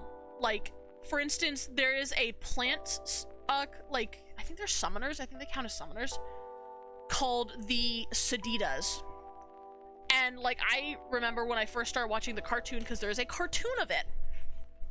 It is, like, a French anime-inspired cartoon. That has 4 seasons. A lot of episodes, but I need to finish it. And, like, the Saditas, their name literally comes from just I think it's called an anagram of the word Adidas. It is literally named after the shoe. That's why they're called the Saditas foot. Okay, that's funny. Yeah, same thing with, like, the Zelor, the time mages. They're named after Rolex. Yeah, it's just Rolex backwards.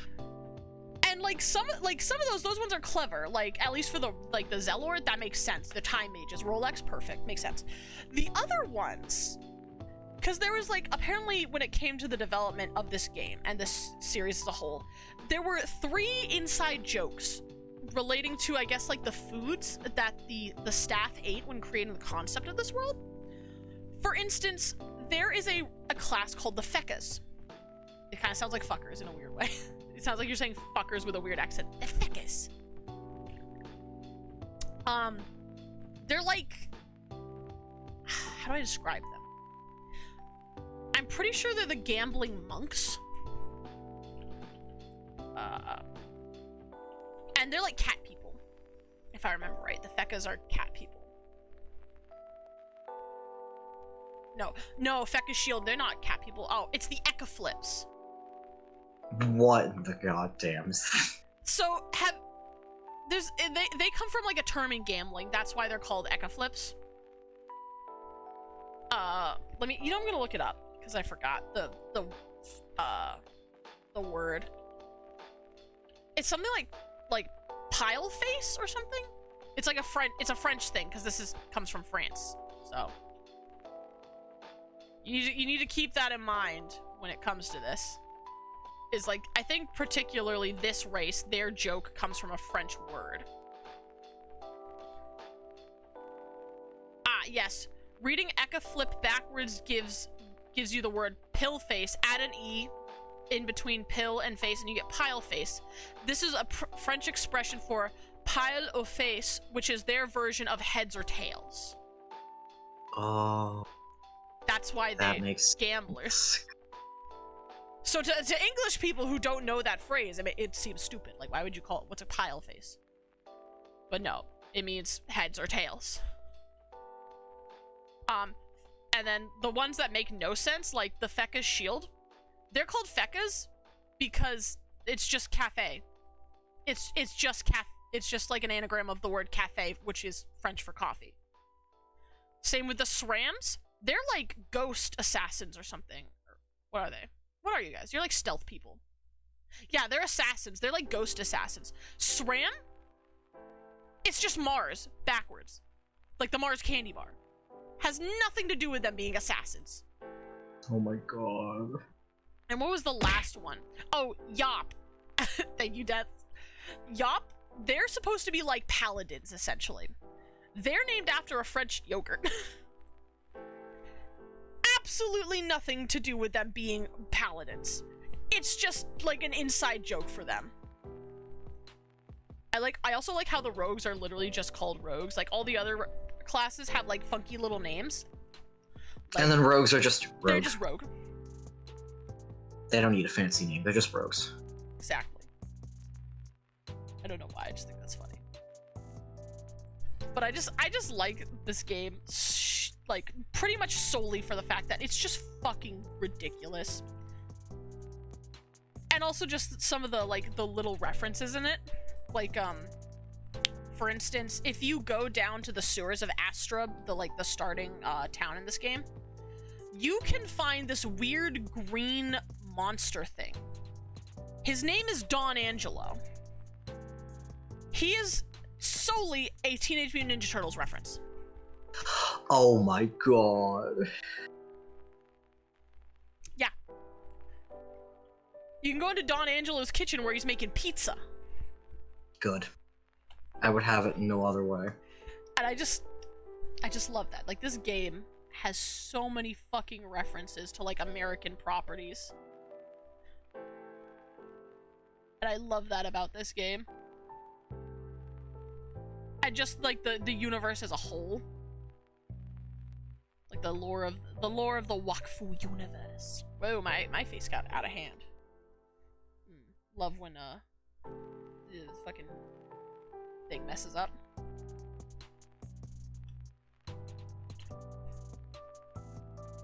Come on, Liner, work with me here. There we go. Much better. Love it when the line art works with you. I might also go back into like some of the inner liner and like work on where things connect and change some of the line weight. That's the only thing I don't like about using my stabilizer is like, yes, it helps get my lines a lot neater and cleaner, but I have a harder time with line weight with it than if I'm just doing freehand.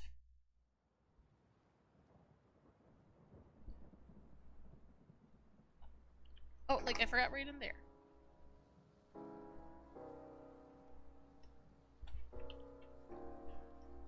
So here, and like you'll see it too when I get to the end of what I was talking about with like doing the different size pen strokes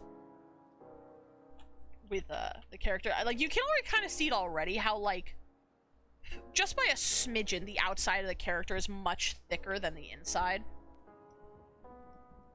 And I love that. It's like, I'm trying to basically make it almost like you're looking at like a pin, like an enamel pin.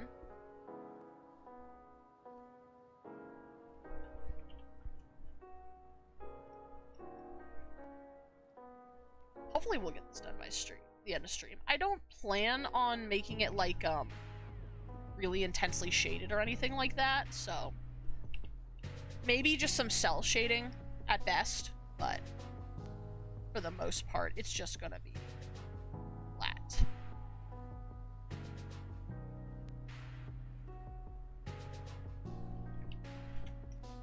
There we go. Fix this line a little bit. Not quite how I liked it. From there on out, we can remove these little things. Now I'm gonna go back in. Actually, wait, I need to go back. I forgot there's some fur here that I need to add in. Alright, now I'm gonna go back and do a little line weight fixing. Particularly like to the edge of fur or where like things meet. Because where things meet, typically you want thicker line weight to help convey like a sense of shadows. And where things like end or taper, you want like thinner.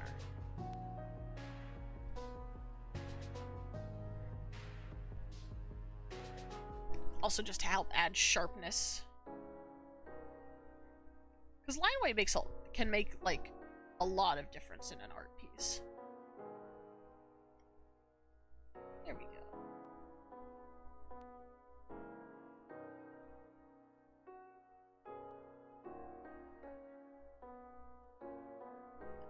Now that I've got the drawing mostly free-handed, or well, not free-handed, the line arted, I can go back and like freehand some of the places where I want thinner line art. This might be a little more tedious than if I had just, you know, actually gone in and like freehanded it myself. Because now I have to go back and correct everything that I want to correct, but for me, at the moment, this is the easiest way to do it. And the most consistent.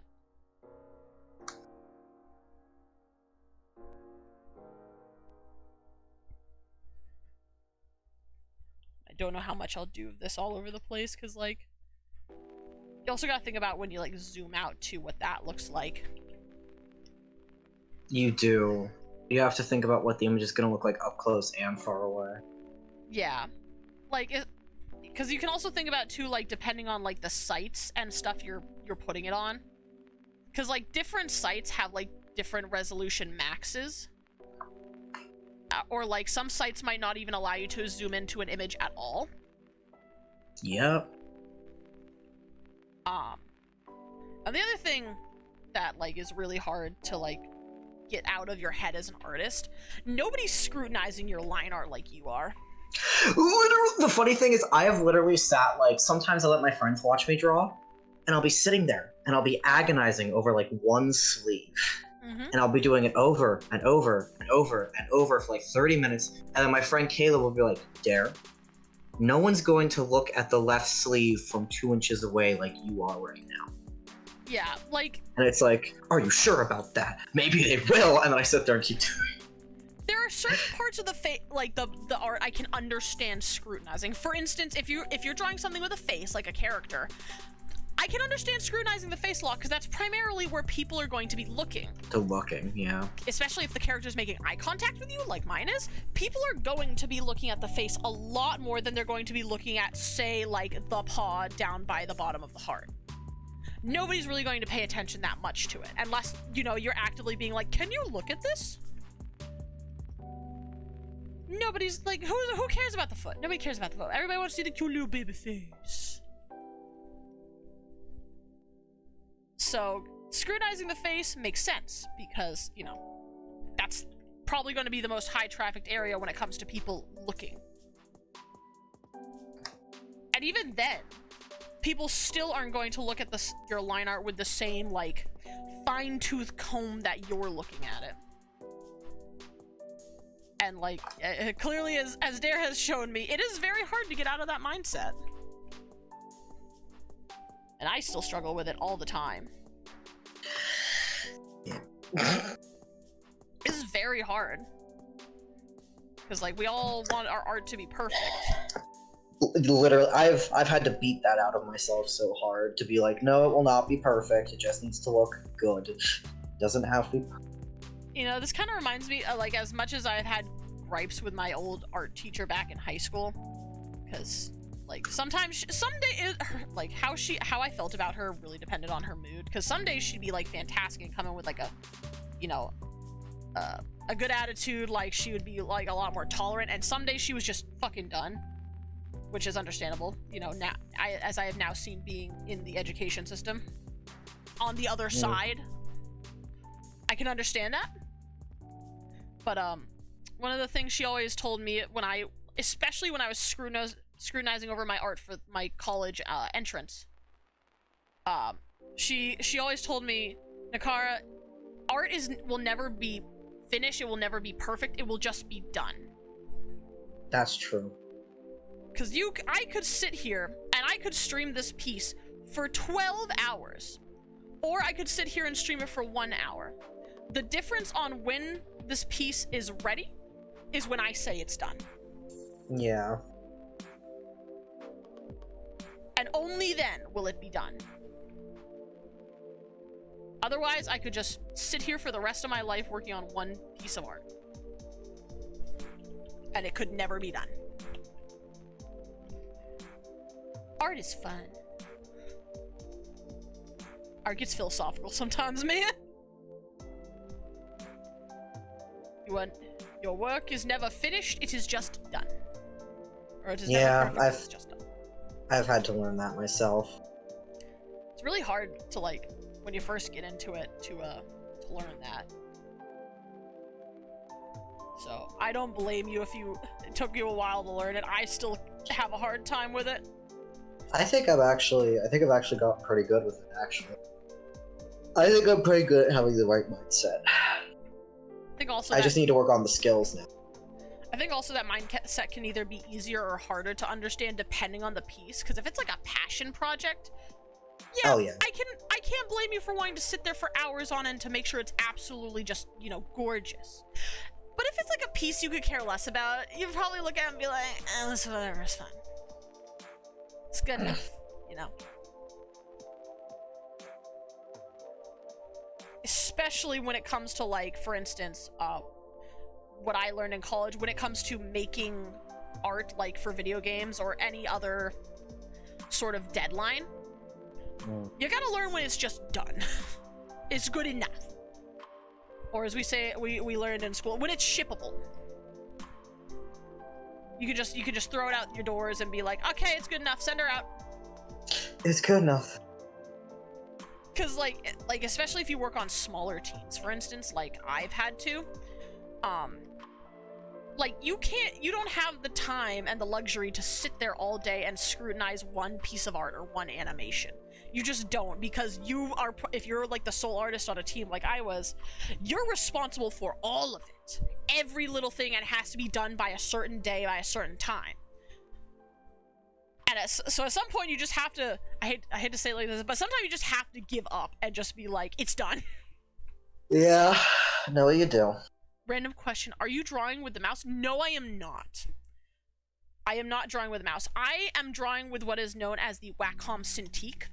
It is a rather high-end art tablet. And my art tablet, unlike, for instance, what my good friend Dare over there is using, mine is essentially like a screen you can draw on.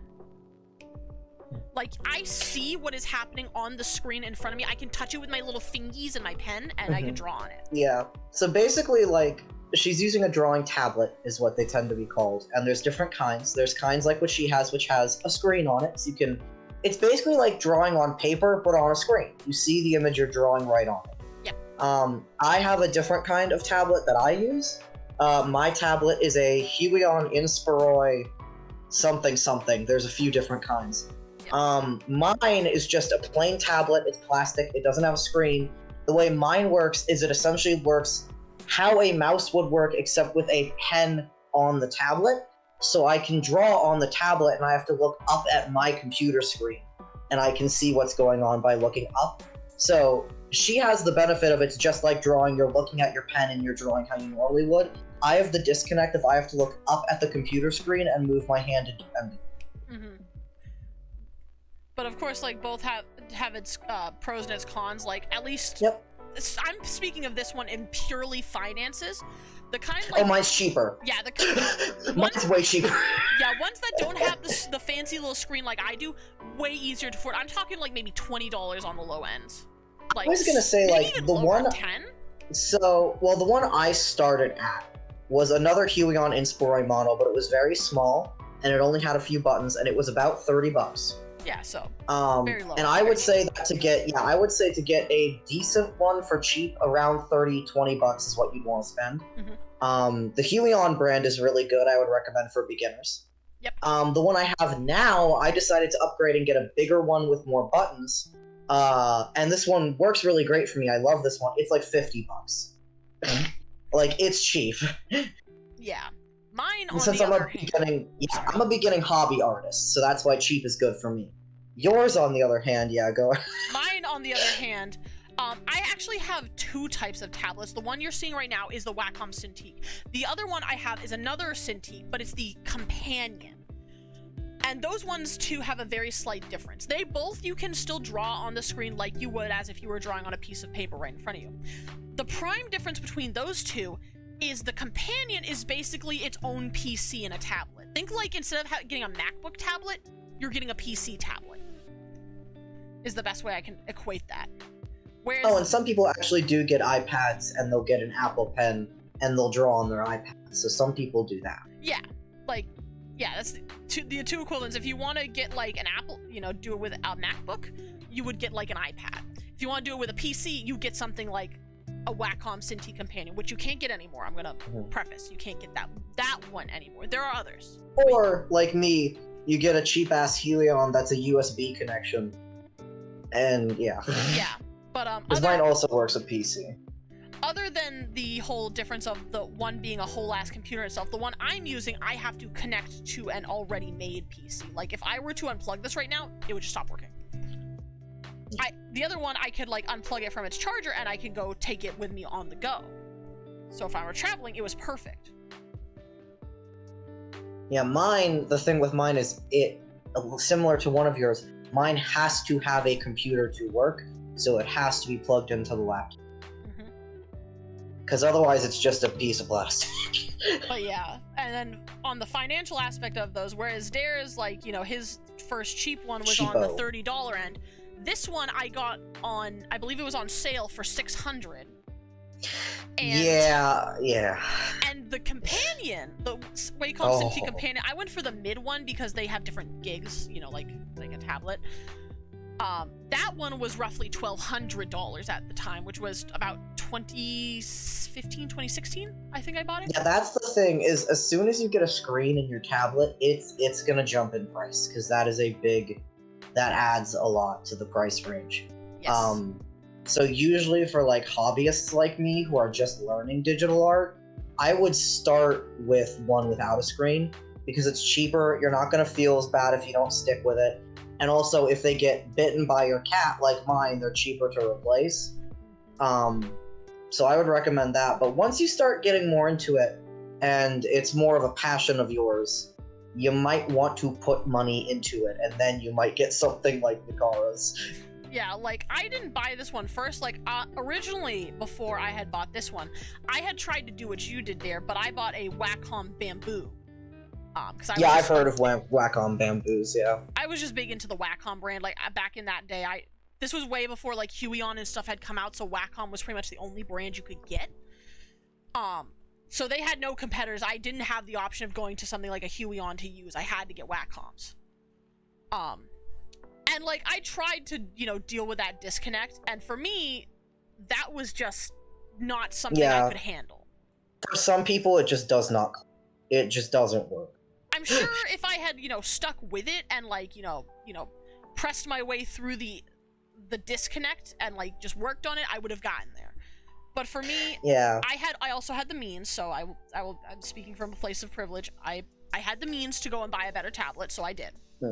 Part of my thing is that how I actually started art was, I had a roommate who I had dated at the time, but I watched them do a lot of their art, and they had a Bamboo.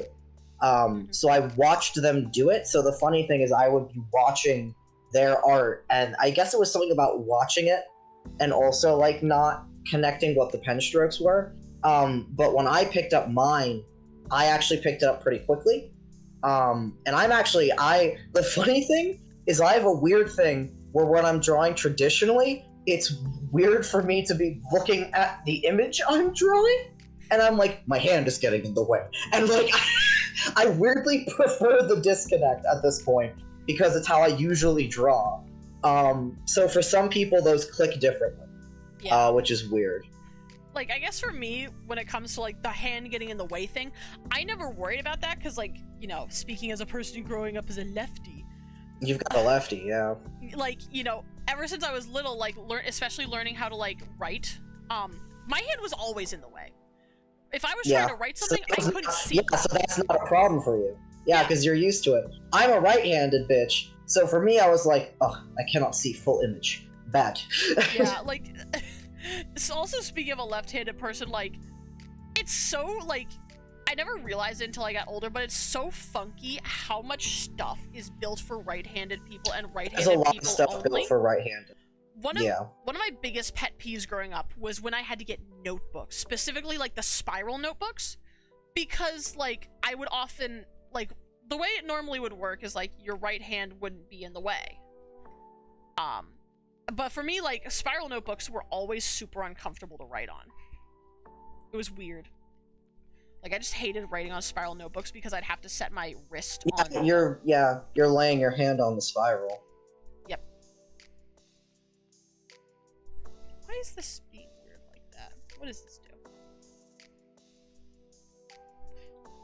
I'm trying to remotivate myself to get back to the drawing because I drew one of the hands off of the Naruto reference. Oh. And I'm trying to figure out if I like it or not. I see. Naruto reference. Naruto reference. It's funny because I am still sketching the bare basics of my image and you're almost done. Yeah? Yeah. Well, part of it is... What I'm doing with mine is I'm redesigning something. True. And you're going back to basics and doing a good old Mikara. Yeah. It's actually... You know how to draw her. It's actually, I was kind of funny, like, I think I was telling you this the other day, Mm-hmm. like, how doing more art streams more frequently like this has actually really motivated me to draw Nikara a lot more, because like, before this, when I was just doing commissions and stuff, I really didn't draw her all that much. Like, I mostly focused on drawing other people's characters, whether it be for commission or whether it be just for, like, fan art kind of things. Yeah. And it's kind of, like, refreshing finally going back to drawing her. That's good. Maybe it's because, like, back when I was but a wee lass, I had, as every cringe teenager goes through, a DeviantArt account. Yeah. And one of the first things I did when I created this character was I did one of those, like, you ever seen those, like, character ask me's? Where, like, somebody can comment a question and they answer it? I would draw a new picture for every single one. And I got a lot. My man. Yeah. That's a lot. It was a lot. And, like, I just kept doing all kinds of stuff like that as a kid. And it kind of, like, burnt me out. I think that's also kind of why I went through characters so fast and never really settled until Nikara, was because, like, I would draw them super frequently, and then I just get burnt out of the character. Yeah, I know that, like, for me, I think in my college years, I did so much with, like, two specific characters of mine that I may have gotten a little burnt out towards the end. And the fact that I kind of linked them with someone that I had some issues with also didn't help. And I think similar to you, like, I miss them, I want to go back, I want to bring those characters back. And I know that right now, like, I've been drawing my Pokemon OCs, and, like, it's just been so refreshing to actually be able to, like, physically design something, because I didn't used to do art at all. So physically designing these characters and having control over how they look in a way that I've never had before is just really nice. Yeah. There's also something to be said about that for when it comes to like, art block or, like, lack of motivation as well. Because, like, and I've seen, like, some professional artists, like, there's a I won't name them, but, like, there's a professional artist I follow, and, like, some of them just, like, straight up don't believe in art block or, like, lack of motivation, or be like, if you have lack of motivation, or, like, you know, if you have lack of motivation, it's an issue on you and you've got to power through it. No. Well, you gotta remember, Dare, these people work for the industry. I know, but burnout's a thing. No, burnout is a thing. It is genuinely a thing. But unfortunately, the industry does not allow you to have burnout.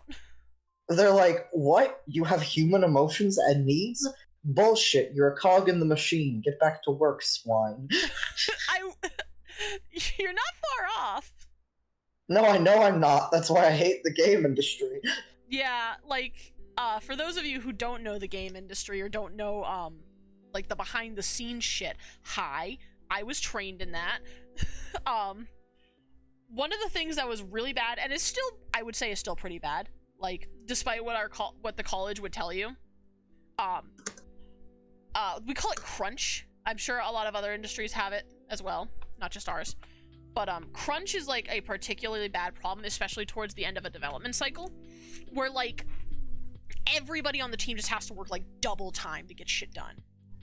Because, you know, it's like the game is in pending release, you gotta make sure all the bugs are done, you gotta make sure all the content is polished, the art's polished, all of that shit. So everybody's trying to work on, like, you know, hyper mode to make sure that the content is as bug-free as possible, or at least it should be. Most AAA releases. But, like, oh man, crunch is horrible. Like, some of the horror stories they used to tell us in college about, like, people who would have, like, 12-plus hour work days to get yeah, the and game then they'd done. laugh, and then they'd be like, haha, but that's what the industry's like, and it's like, it shouldn't be, though. Yeah, it's kind of, like, the college... It was weird how the college would work, because, like, I will be a little lenient. They did always, like, if they saw you were working overtime, they would try to step in and make you take time off from working. Like, if you were working ridiculous hours for a college student, they would step in and try to be like, hey buddy, you need to dial it back, you're getting a little too overzealous here. But among the students particularly, they kind of wear the crunch as like a badge of pride, or Yep. like putting themselves into bad situations for their physical and mental health. Like, for instance, like, Yep. people used to have like this weird like dick measuring contest, right, about like who stayed in the lab longer. Like, people Some people would sleep in there, dude. Yeah, I've seen it firsthand. Like, They'd it would sleep in there. like, it'd be so weird, and somebody'd be like, well, I spent 12 hours in the lab this weekend, and somebody else would come in and be like, that's nothing, bro, I spent 16 hours. The other person would be like, I you spent two are losers, 24 I spent... hours straight. You Yeah, and it's two like, are losers, I spent 32 hours in there, top that. it's like, that's bad. That's bad. Go home, Kevin. Literally. But, like, it's like, they weirdly wear it like it's something to be proud of, and it's like, no, you should not be proud of sleeping in your place of work. I don't want to argue too hard, but I work related to farming, and, like, when it's harvest, 13-hour days are going to be there. I feel like that's a little different than video games, in the sense that farming, yeah, you have a biological clock in, you know, the crops need harvesting. If you don't harvest them in time, shit's fucked. Yeah, that kind of makes sense. Video games, no one's gonna die if COD number 28 doesn't come out tomorrow. Yeah. Like maybe they'll lose some pre-orders or something, but like, that's not worth people's health. Yeah, it's not like a life and death situation, or like, you know, something like expiring. Like food. Like, I feel like it's the difference in that it's an entirely man-made thing that's causing man-made suffering. Yeah, like, you do Crops not. are crops. But software cannot just be devved forever. Eventually, you gotta get down to the grindstone and get stuff done, you know? Yeah, I mean, you gotta get stuff done, but, like, there's a difference between, like, having, like, a couple-month delay versus, like, a several-year delay. I would say it's not quite the same, because they're not gonna dev it forever if they don't have 13-hour workdays. Like, let me put it this way. Office workers aren't expected to have 13-hour workdays, so video game workers shouldn't either, because they're essentially office workers, you know? Like, they're making a product, but so do office workers. Like, it is... You know, I feel like it's slightly different than farming. In my opinion. It's very much an opinion thing. I've argued with game majors from the college that obviously are for the crunch culture to some degree, or at least argue it's not that bad, and I've argued this before. I've gotten in very heated debates about this. I was an education major, so I came from the humanities side of things, and I just want to say that you know, a lot of times I would see people in the education majors, they wouldn't put up with shit like that, and if they got half as much shit, they would have protested.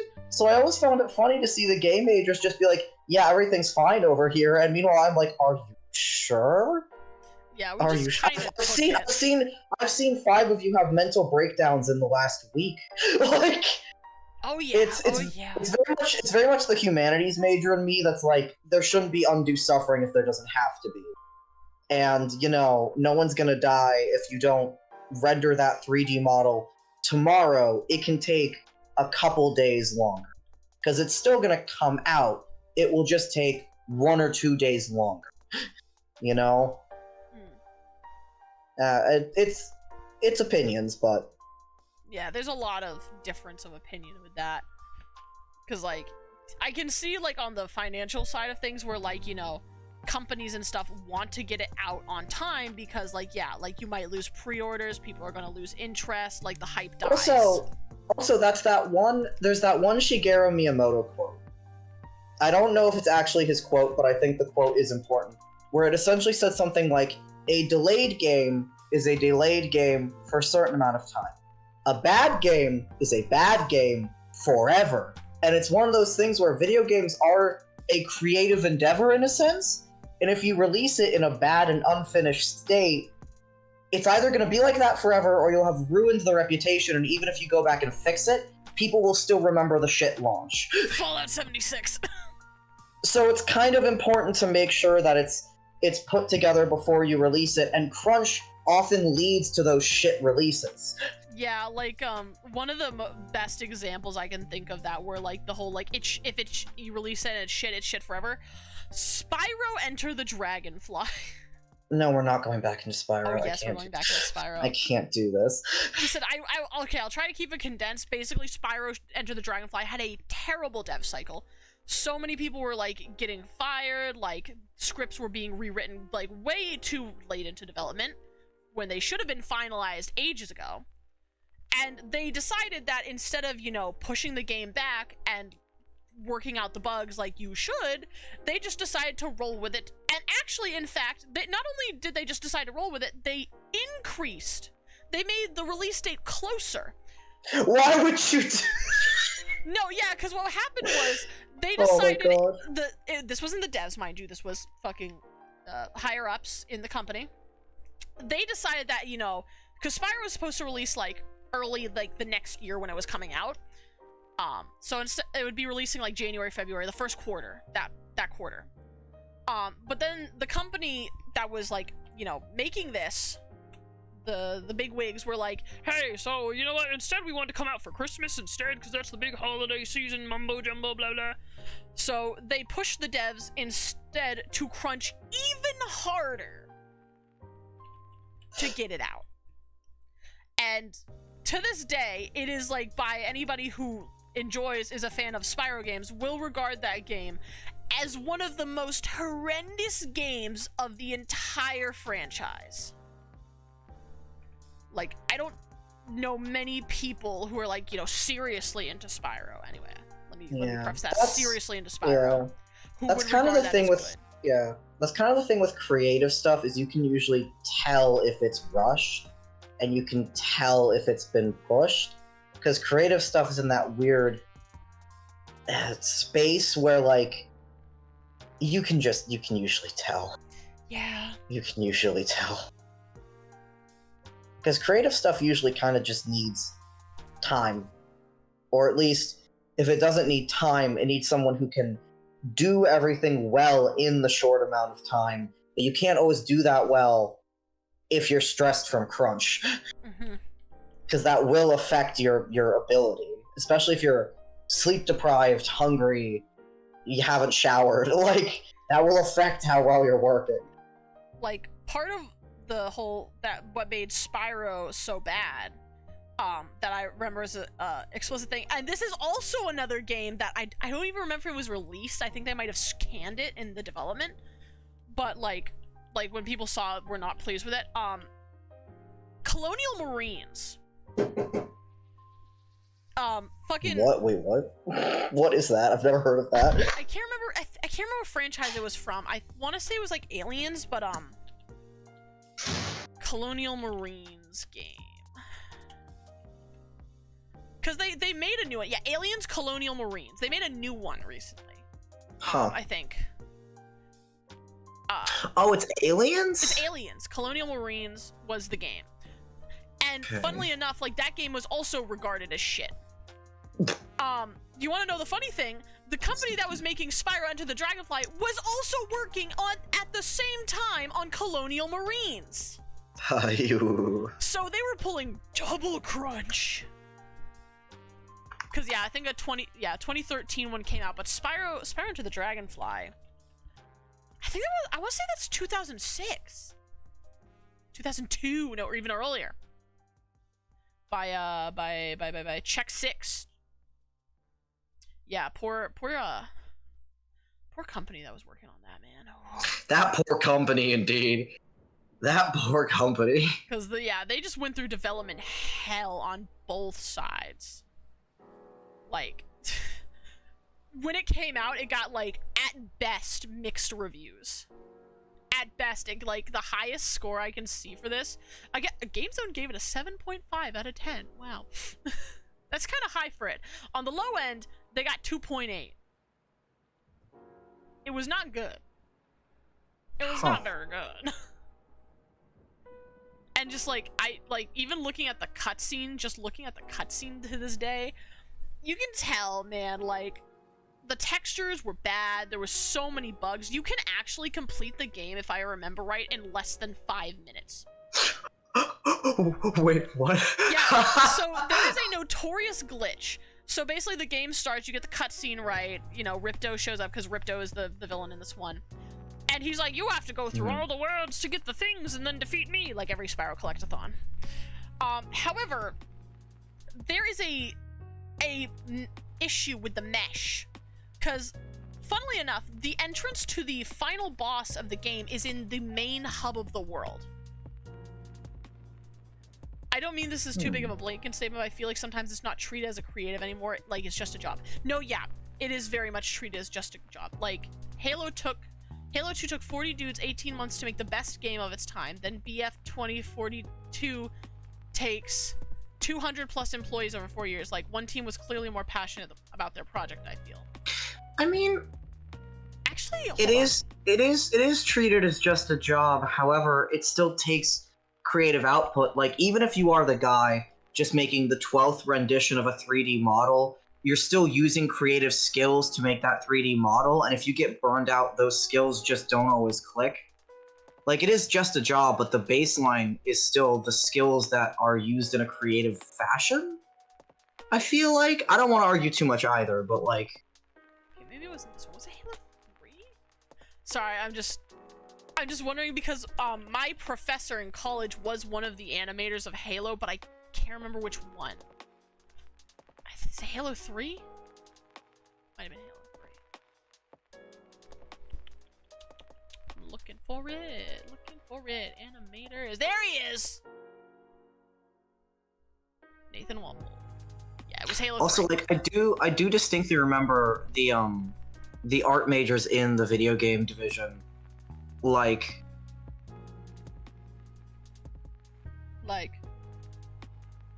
oh, well, I do remember, like, the art students in the college, in the video game. Like, yes, to some degree, even while they were at college, they were still just pumping out projects to prove that they had their skills. But they would still get, like, artist block. Like, the teacher would be like, design a character concept. Which is, yeah, a job. Design a character concept for a video game. But I remember my friends being like, I have no fucking clue what to draw. Because they had artist block. Yeah. Like, it's still the creative process. It's just been so streamlined and compounded to be just a process that you do for work. But it's still at its base the creative process. And if you kind of, like, run someone dry, they're still gonna get art block. Yeah, like, oh man, that was one of the biggest things too, is like, cause like, a lot of times I was the sole artist of a project. So being the person who has the most art knowledge in the team, the rest of the team would come to me for artistic direction.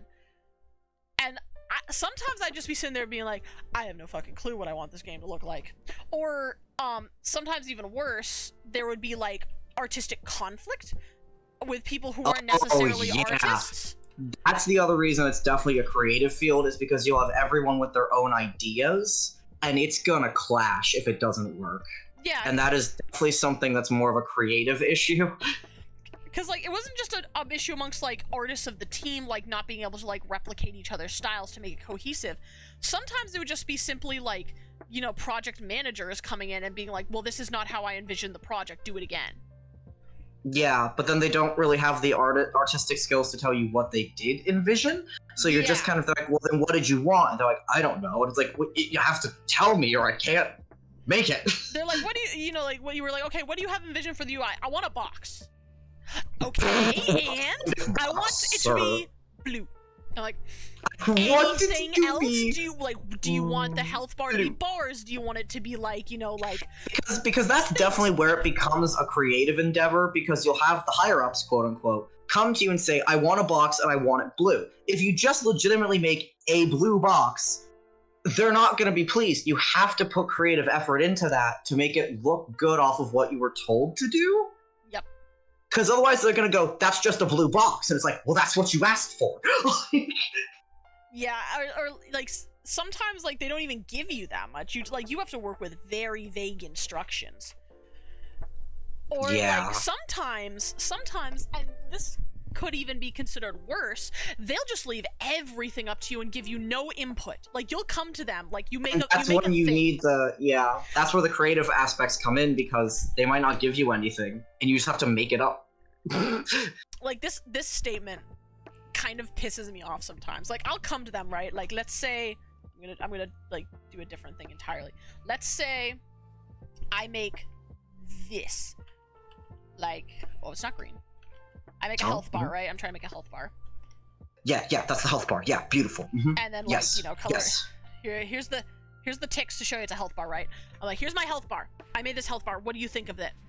And they'll look at it and go, what do you think of it? I'm like, I asked you. What do you think? It's like, sir, I'm asking for your opinion. I want your validation because, like, you're the project manager.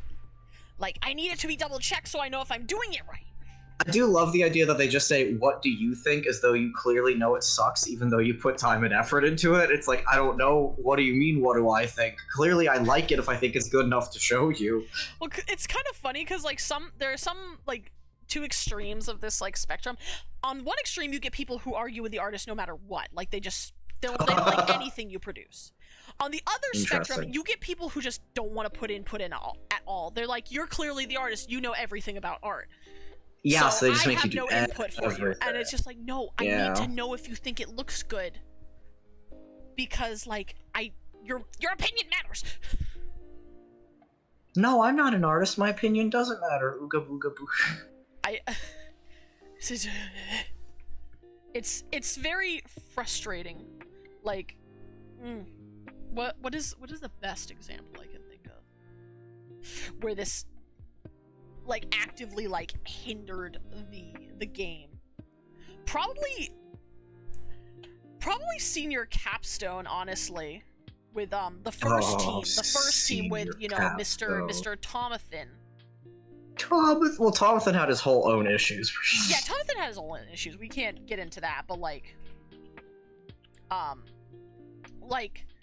he basically, like, dumped all the art direction on me, except he was the only one who knew how the game worked.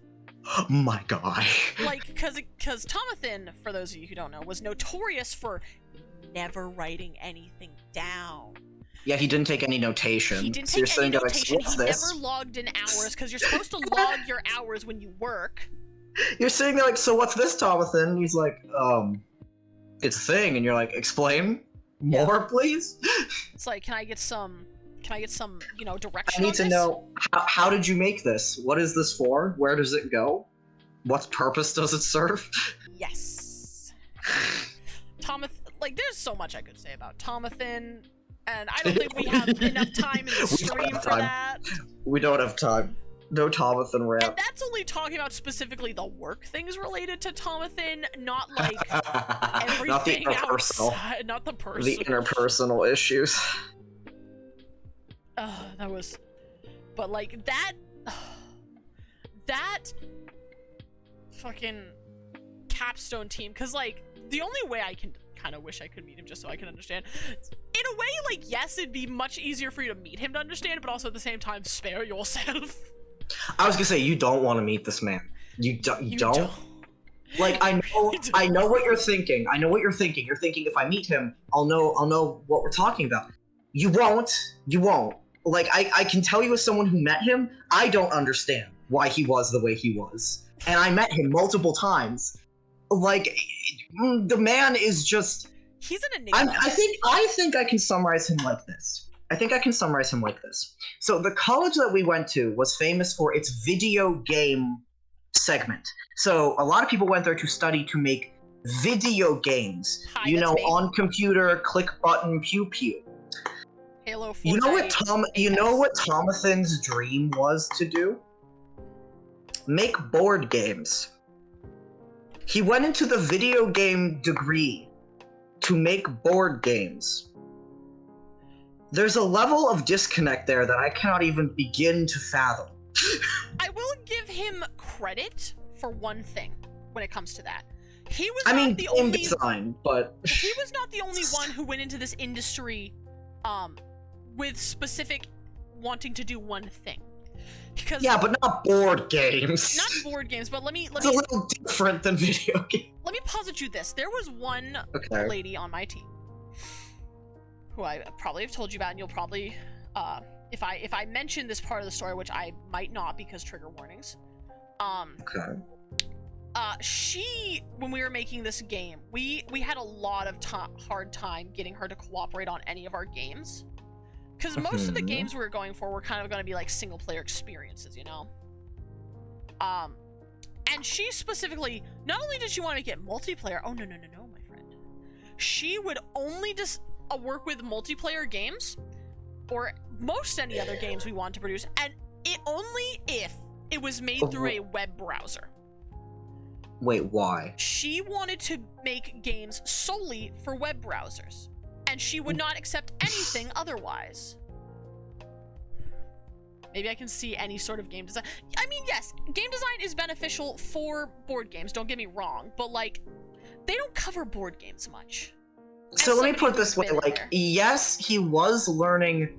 Okay, let me put it this way. Yeah. Yes, he was learning quote-unquote game design, which should theoretically apply. However, he was learning the game design that talks about level design, platforming, single player versus multiplayer, things that have nothing to do with board games. Yes. Like he didn't really, from what I heard of the game major, not a lot would translate to board games, from what I heard. Yes. And granted, I wasn't a game major, but Nikara can confirm, I don't think it would be an easy translation. Yeah, no. So I can see where maybe he thought at first that would work, but after the first year and a half or so, he stayed there all 4 years. He didn't technically graduate. Say much to our dismay. Didn't he graduate, or did he not? No, I he can't did remember. not. He did not. He did receive not his in the diploma. And I think That's because he just has didn't do his blacklisted schoolwork. from the school. Was he? I know there was a Was he? Well, here's the thing. I remember talking with some old colleagues from school, right? I hope he was. One who yeah. is currently, if I remember correctly, he is still in the college as of right now. I think he graduates this year. Oh. And there was an uproar at the school because there were rumors that good old Thomathan was coming back. And everybody at this point knew what shenaniganery Thomathan has pulled. So people were getting scared because nobody wanted to touch Thomathan with a 10-foot pole. They didn't want him anywhere near their projects. Yeah, because he never did work. Yeah, because he never did work. Can confirm. There was the fucking worst. Like, as somebody who had first-hand experience on a team with Thomathan, no. Never again. Never again. And again, this is just going off of the quote unquote professional parts of working with Tomathan. This doesn't include. That wasn't even the like. Yeah, we're only talking about like how he was as a coworker. We're not talking about how he was as a human being, because that's a whole separate like trash can that you don't want to take the lid on, because you hear a lot of rats chittering around in there and you don't want to deal with it. Listen, I can tell you specifically as one person who dealt with him as a person, he sexually harassed me. He made a lot of sexual remarks about me too, and he didn't even harass me, he just made weird sexual remarks. No, like the one time he took it too far, like he really took it too far for me, and I had like I went off on him. He slapped my ass in the hallway. I heard this story. He slapped my ass in the hallway in front of class. I would have broken bones. I was so fucking upset. I would have assaulted him. Like, I would have several of the bones. other female students came to me afterward and they're like, "Are you okay?" Cause yeah, were you like, okay? No, frankly, I have never been touched like that. Yeah, that's a lot to deal Not even with. from a partner either, like just in Yeah. general. And That's like, a lot to deal with. what was the it was some meme about Dora back in the day. It was like, "Buenos dias." Buenos dias, Mandy. Buenos dias, Mandy. That's where it came from. He was doing that. Oh, okay. It's one thing to say Buenos dias, Mandy, but you could like slap someone on the shoulder or something and say it to reference the funny meme. You don't have to actually sexually assault someone. Yeah, cause like he came up to me and did the whole "Buenos dias, Mandy," and then slapped my ass, and I was not pleased, to say the least. Especially because he did it in front of everyone. Like, it was just blatantly in the middle of the hallway during like just before class was beginning. Ugh. And like, just not a good time for me. Because I was not expecting it either. Like this, because like the Buenos Dias Mandy at that point had been like relatively new in the meme sphere. So I don't even remember if I had like registered that was a meme yet. But yeah, just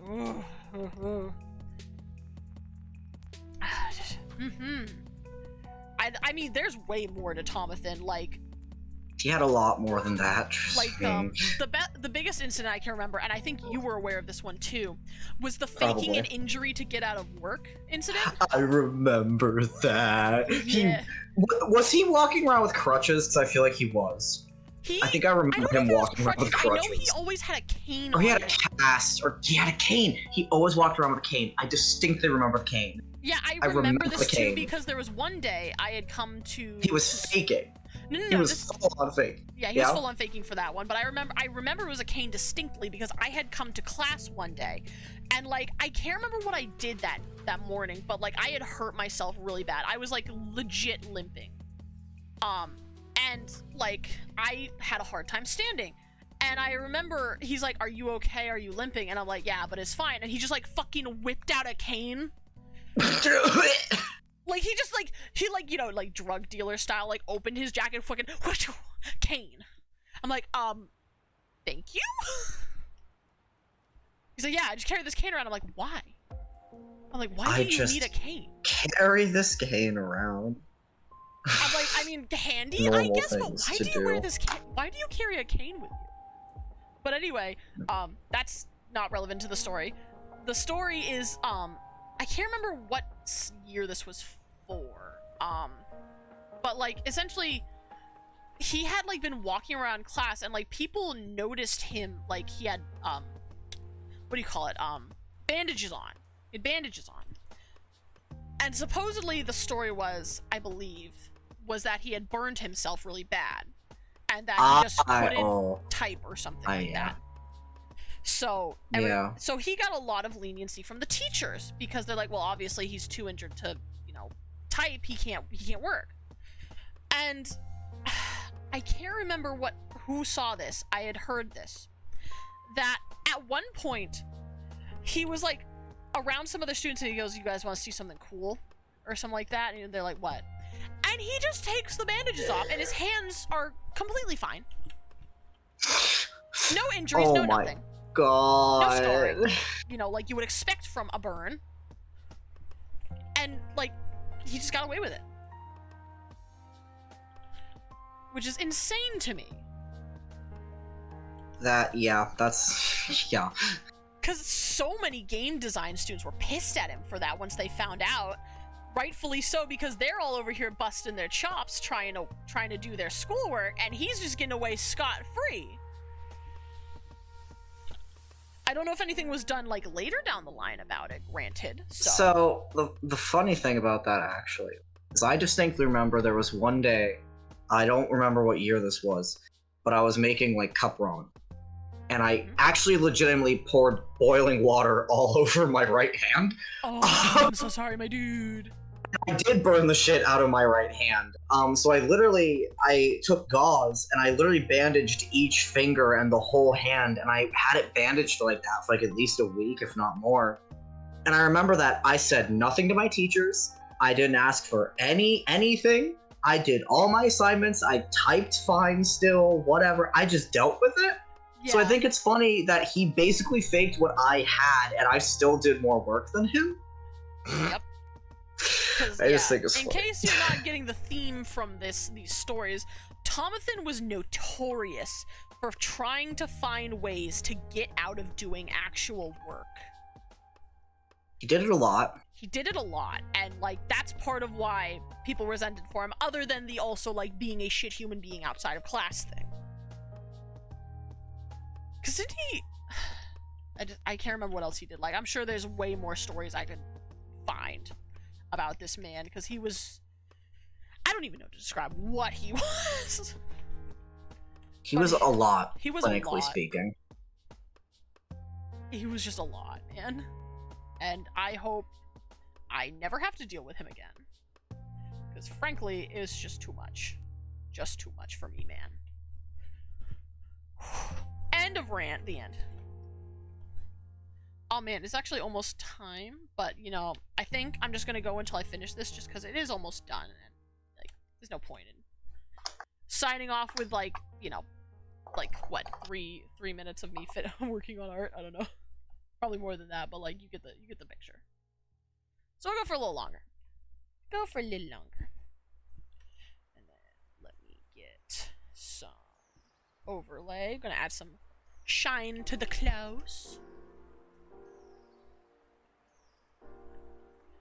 Because I pretty much just have, like, the last thing I really need to do is, like, add the highlights to everything. And then we are all set. And then I'll be Happy Valentine's, the end. And it's probably my new profile picture for a little while. Just because I do want a new profile picture. Like, I love the January one, but, like, it's February, so I gotta roll with it. Gotta keep up with the times, man. Gotta keep up with the time.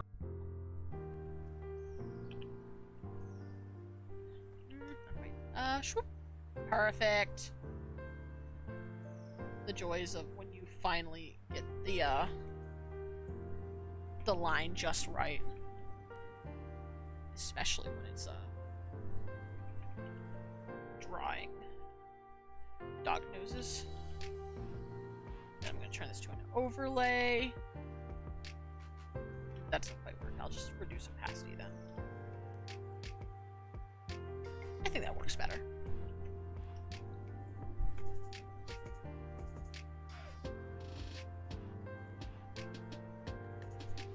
And then I think all that's left to do now is add the highlight to the eyes. And then she will be Gucci. She will be Gucci. Oh, I gotta do it over the line art so you can actually see the highlight.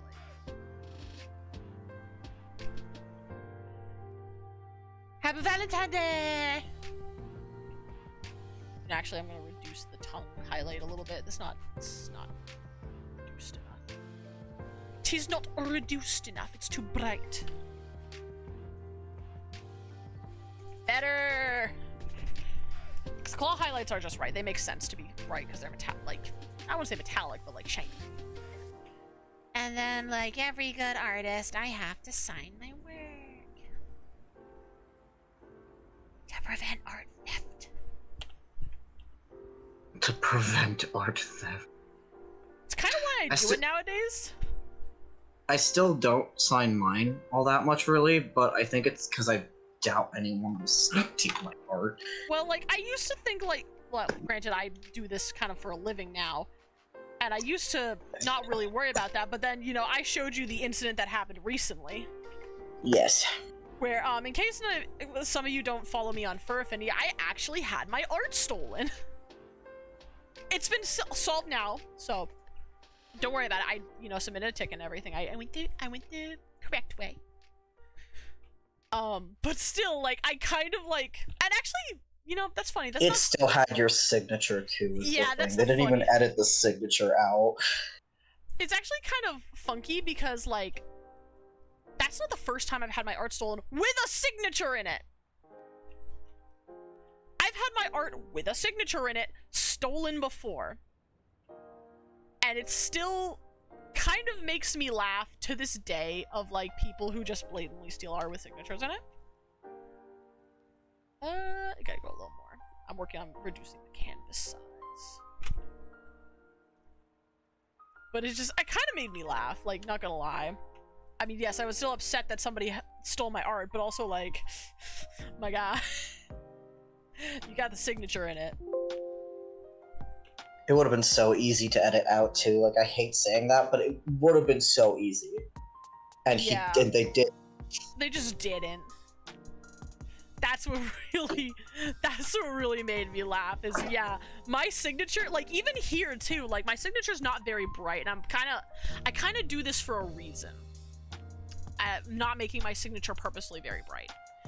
And that is because unless you're looking for it, I try to make it so you don't notice the signature much.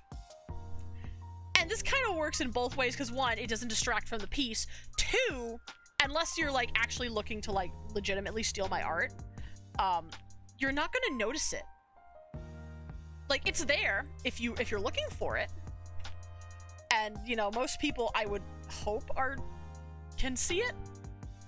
But still, like, it's right on her leg. And you could easily edit it out. But I don't know. Like, don't steal my art, though. Don't steal my art. PSA, don't steal my art. I will come for you.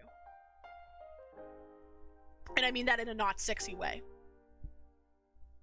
Not sexy way. I will come to your house and I will steal your organs. As payment for stealing my art. Okay. The end. Perfect. Nick, how a Valentine's complete, and I think that is, crack my knuckles, the perfect place to end off after all the shenanigans and stories I've been spewing to you. What a time. This went from, like, a feel-good, happy, fun times to me just going, Tomathan is the worst. Crunch is bad. How does that always happen? I don't know. Should I know? Probably. But I don't. I should have been to bed an hour ago anyway. Yeah, you should get to bed then. Oh! My friend, my furry friend from A&E is currently playing some Jackbox Party Packs. I imagine she's probably not doing it for the audience, but, you know, I'm gonna send you over there. Anyway, just in case. She's really cool. Super fun. She's a doggo. A pirate doggo. And I highly recommend you to her. She's fucking cool. I met her in person. She's fucking cool. Would love to hang out again sometime. But thank you all so much for joining me tonight. I'm sorry we didn't get to do Graveyard Keeper yesterday because I was sicky poo. But instead we are doing Boomen with your lovely possum pal here, as well as my friend Cam, the dinosaur. He is a dinosaur. The dinosaur. So instead, PSA, we're not going to be doing it at 7 p.m. EST. It is now 6 p.m. EST, so Cam can actually join us. So we'll be starting an hour early, and I will send out a notification about that tomorrow.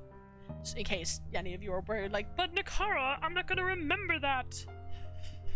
But for now, thank you all so much for joining me tonight. Thank you, Dare, for sitting here and listening to me ramble about stories, and Spyro for a hot minute. Of course. And I will now send you into the great beyond. Goodbye!